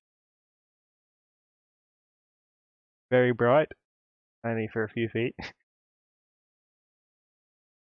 You have a realization and look at the shotgun. This is a flashlight and a shotgun, you think. Look around for something to use it as a candle, but there isn't anything in sight.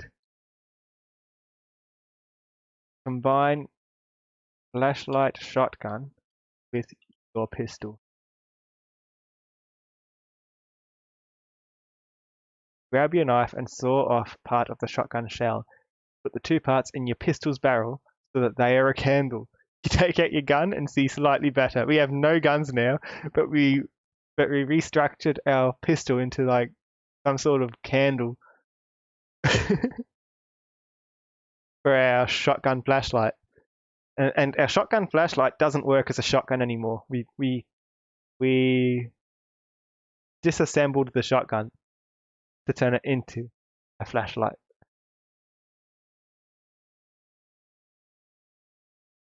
Explore the woods trying to avoid Bobo.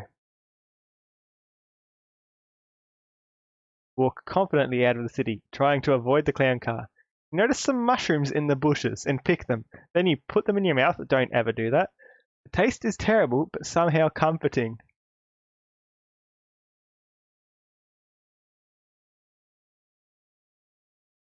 I want Bobo to reappear. Bobo appears, smiling at you with his blood.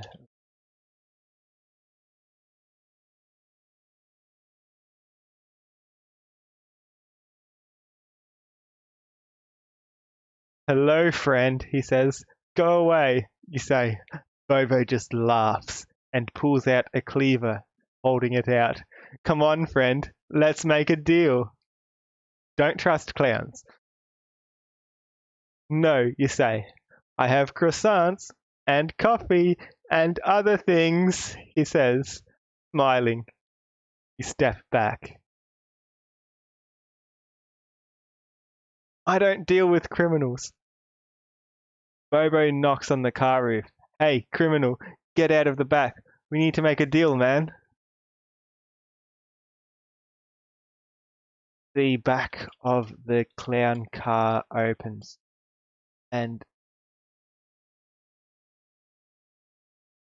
another clown contorts as it exits the confines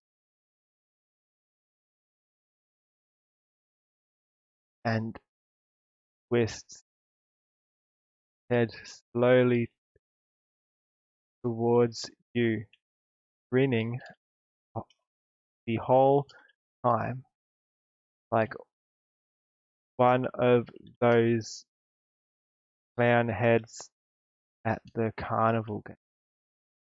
Yes. It opens its mouth, revealing a large knife that's been sharpened to a point. Whoa, you say. You ready for this? Let's do it, Adventure says. Who is Adventure? Oh, Adventure must be the other clown. Do not trust Adventure, the other clown. He has a knife in his mouth. You stay in the clearing, waiting. Hello, the other clown says. I am Adventure. What's your favorite color? What, you ask? My favorite color is purple. Oh no.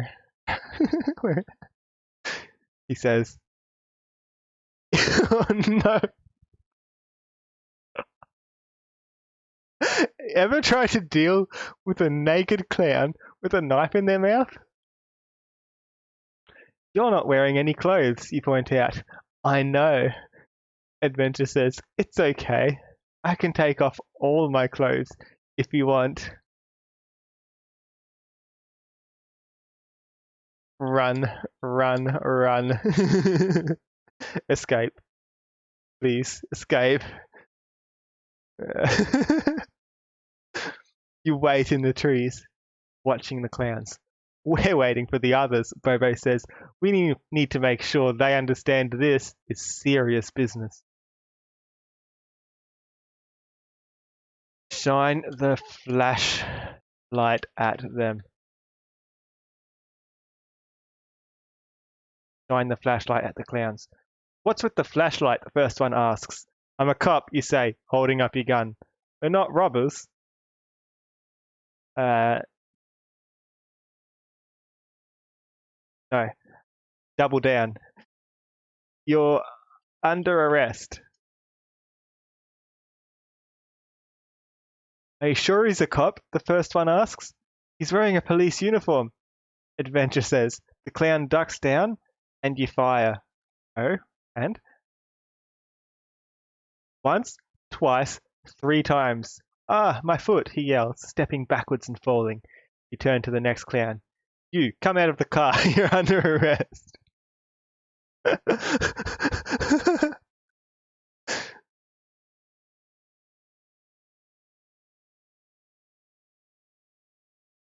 Put your hands behind your back. The second clown comes out and you frisk him. Don't move, you say. Walk over to the first clown. He's holding his foot. Hey, what are you doing? He asks. You ran over my foot. You need to pay for that.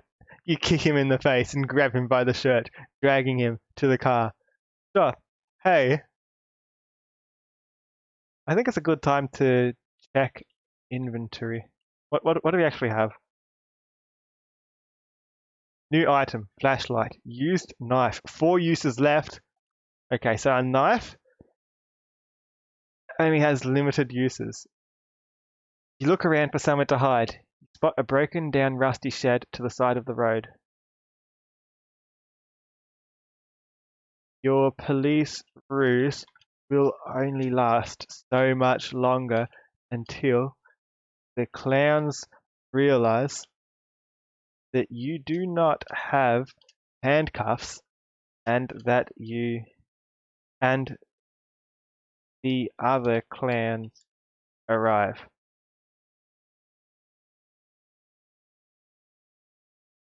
You need to get out of here fast. There's a broken window on the side of the shed. It looks like it might come open easily. You could climb in and hide until the danger is past. Somehow I feel like hiding in a shed is the fastest way for a clown to find you.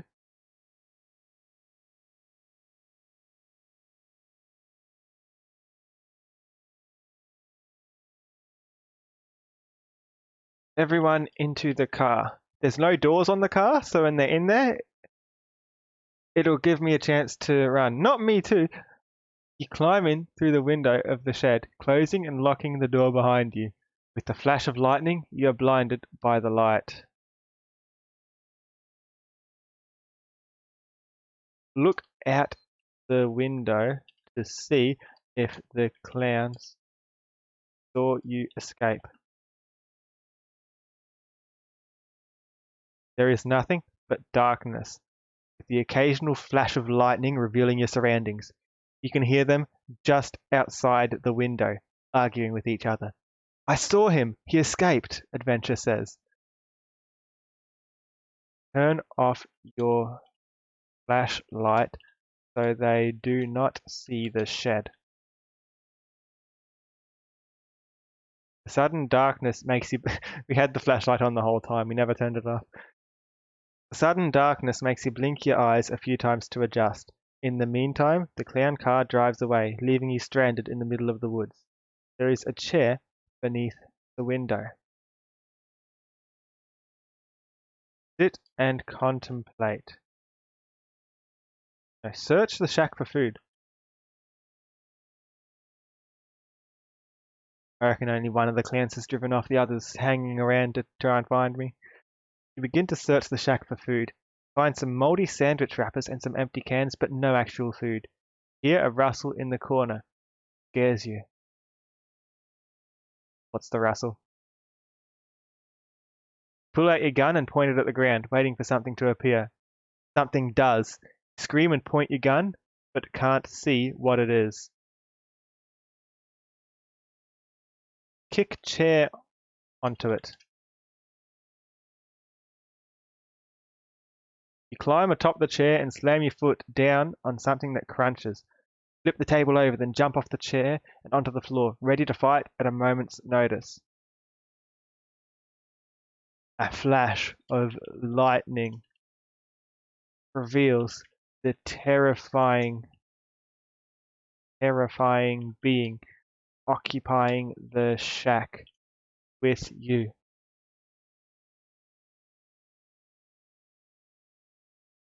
You scream, and the monster lets out a terrifying roar that rattles your bones. Is another clown? No. The monster is...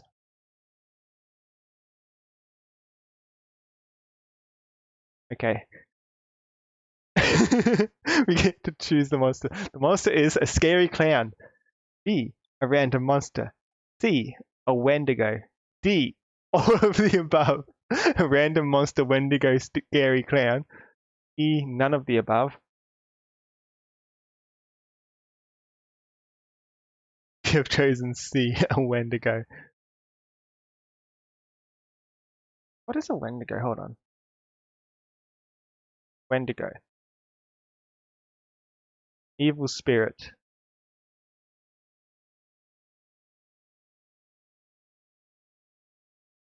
Oh, we know what it is now.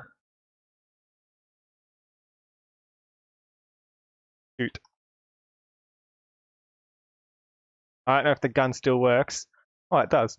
You pull out your gun and shoot the monster in the head. Falls backwards, and you are filled with relief that you survived. However, when you look at the creature's face, all you see is fear. Did it fear me? Yes, the Wendigo says. Did it mean me harm? No, it wishes to travel with you. So it's immune to the gun, but it wishes to travel with me.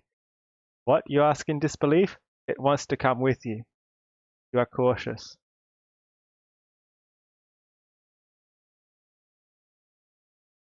What? We need to keep speaking with it in third person, or it might think... Because it's doing a nice conversation here. And it might be playing dead, I don't know. What did... Wait, did you see the clowns?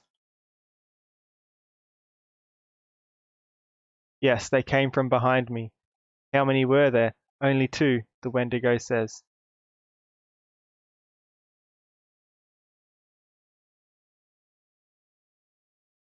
Make a secret handshake with the Wendigo. Wendigo needs a capital W by the looks of it. This works for friends. The Wendigo nods. Do you know where they are right now? You ask. Yes. Where? On their way here. Shake your head. But I saw them drive off. Was it a distraction?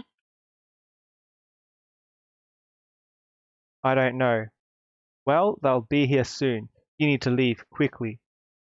Instead of running, you decide to hide the Wendigo under the bed.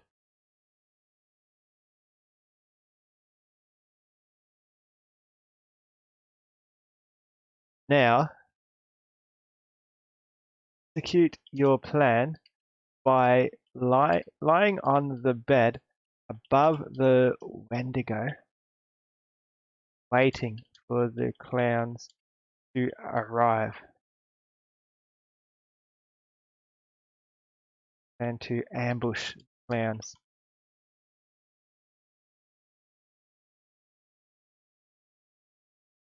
You're already starting to get sleepy. Suddenly the door smashes open and there they are. The clown with the big red nose points his gun right at you and fires. Clowns have guns.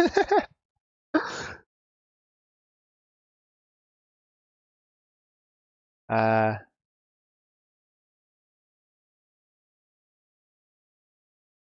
a flag with the word bang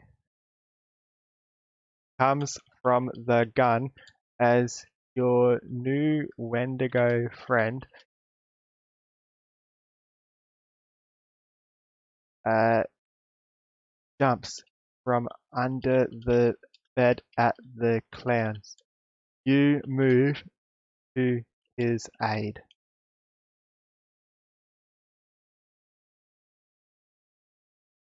You punch the big-nosed clown in the nose, breaking it. Fight with the Wendigo for a bit. I'm gonna do this. The members, the Wendigos on our side.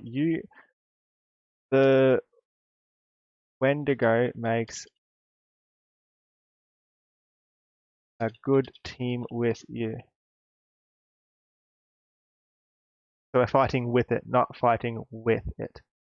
After the first few violent encounters, it stops wanting to kill people so much and just wants to learn about them. It learns about you through your actions. Wendigo learns about you. Always remember, you have an impact. Hmm. Coordinated attack on the clowns before they launch a counter attack.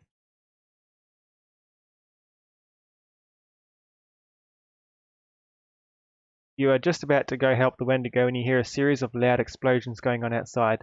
The clowns have laid an ambush. You can see them all hiding in the bushes with guns. That's why the clown car drove off, to pick up some more. And a lot of clowns can fit in the clown car.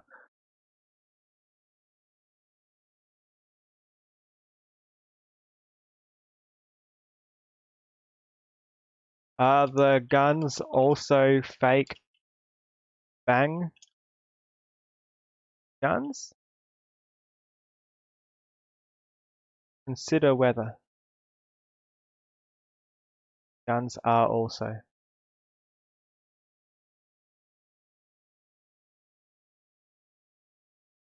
Consider this as you run towards the clown. A clown suddenly runs out in front of you, and you drop low to talk to him. Hey, he says, grabbing your shoulders. Wanna see a party trick?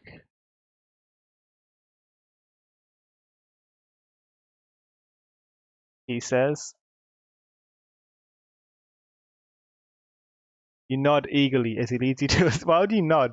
You nod eagerly as he leads you to a spot away from the others and reveals his fist. He reveals what looks like a regular old solid rock in his hand. Escape back to Wendigo. Help me! Run back to the Wendigo with your rock. So he just stole the rock. We swiped it and hide under the bed. Clowns draw their guns again, and you realize they are fake guns.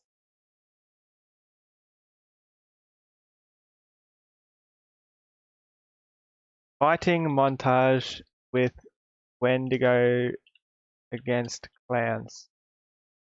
You use the following combo attacks.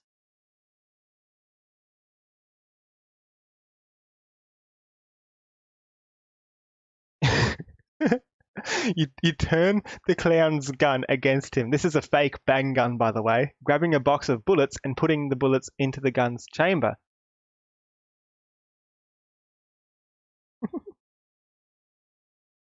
Wing the gun at a group of clowns and then use the Wendigo to blow up a bunch of them with its fire breath. Fire breath? That's pretty cool. We've had two monster friends in these two stories.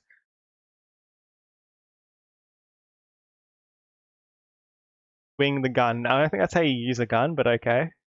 Guess if it's a fake gun.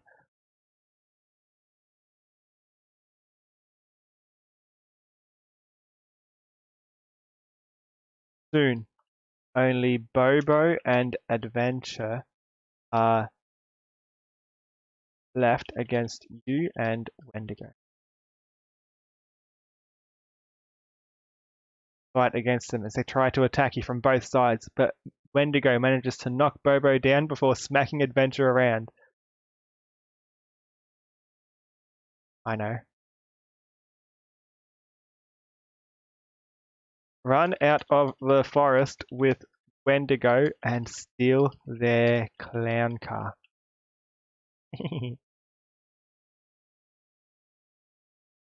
Stop Wendigo from attacking Bobo by giving it a big piece of meat. So I say the moral to this story is you can persuade man or beast with a chicken drumstick.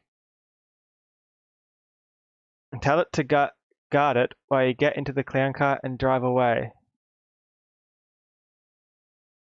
Don't leave him behind. Turn the car towards the clowns. Don't leave Wendigo behind. Couldn't have done it without him. You drive off, but you're met by a hail of bullets and spears from behind. You swerve to avoid the spears, but can't avoid the bullets. Crash into a tree, killing you instantly. The end. The clowns got us in the end.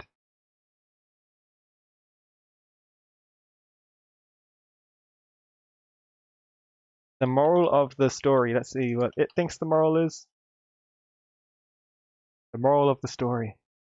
Don't trust Wendigo. Also, please do not steal Wendigo. Its levels are not open to the general public. Do not steal Wendigo. I think you can trust Wendigo. Come on, Wendigo was nice. Wendigo saved our life. We just crashed. Try again. Success is not always graded on a scaled pure or greed index. Nothing else. You need a good moral. Never trust a Wendigo. Come on. Wendigo wasn't bad. Original thought.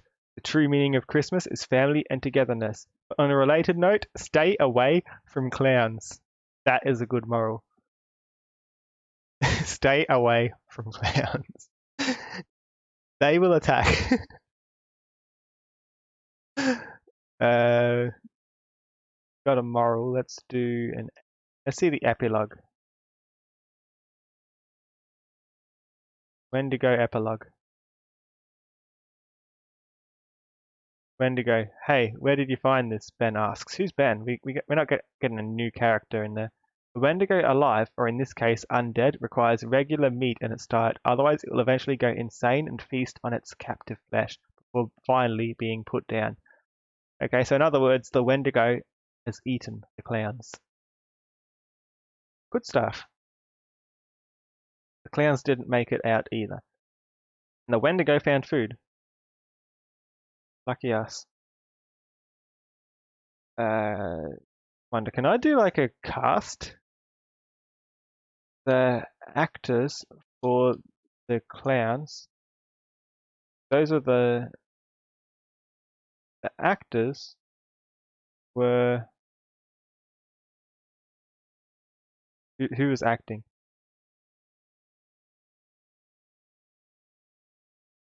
No. I need to think of a better prompt if I want kind of cast. Might try a few things, see if it can tell me who they are.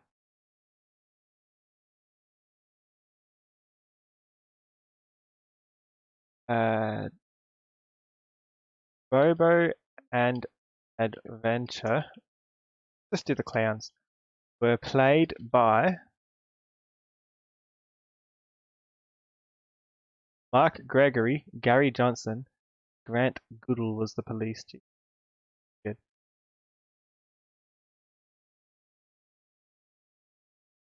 Hello, Gradient Cat, how are you? Nice to see you. That doesn't work. That was an epic story.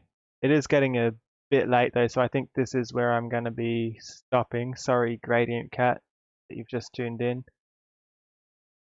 Bad timing, I know, but there will be a VOD that you can look back through if you are interested in experiencing those two stories. The first one was about, what was it about? The first one was about being a rogue, and we ended up learning magic and destroying the sun and rebuilding it and trying to put a tax on it.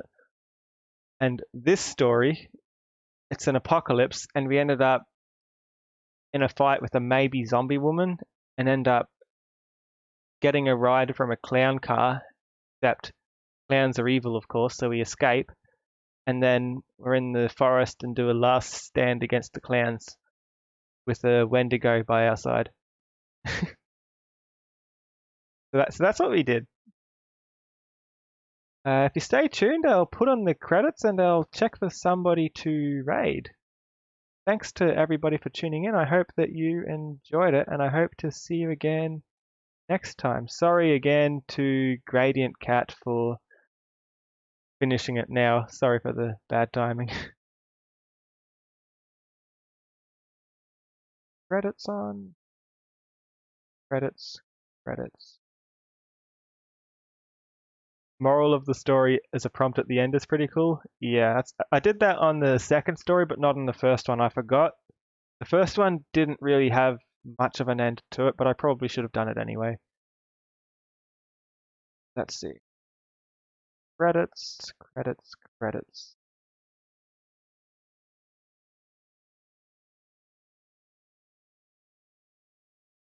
That's not the credits. Gonna have to find the credits quickly.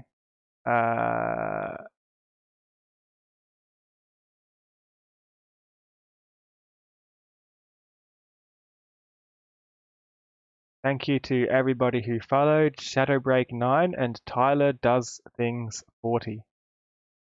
Much appreciated. It means a lot. Okay, let's raid.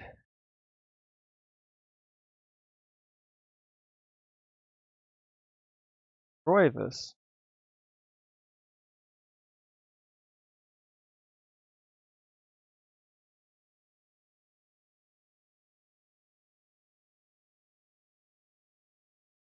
Take care, everyone.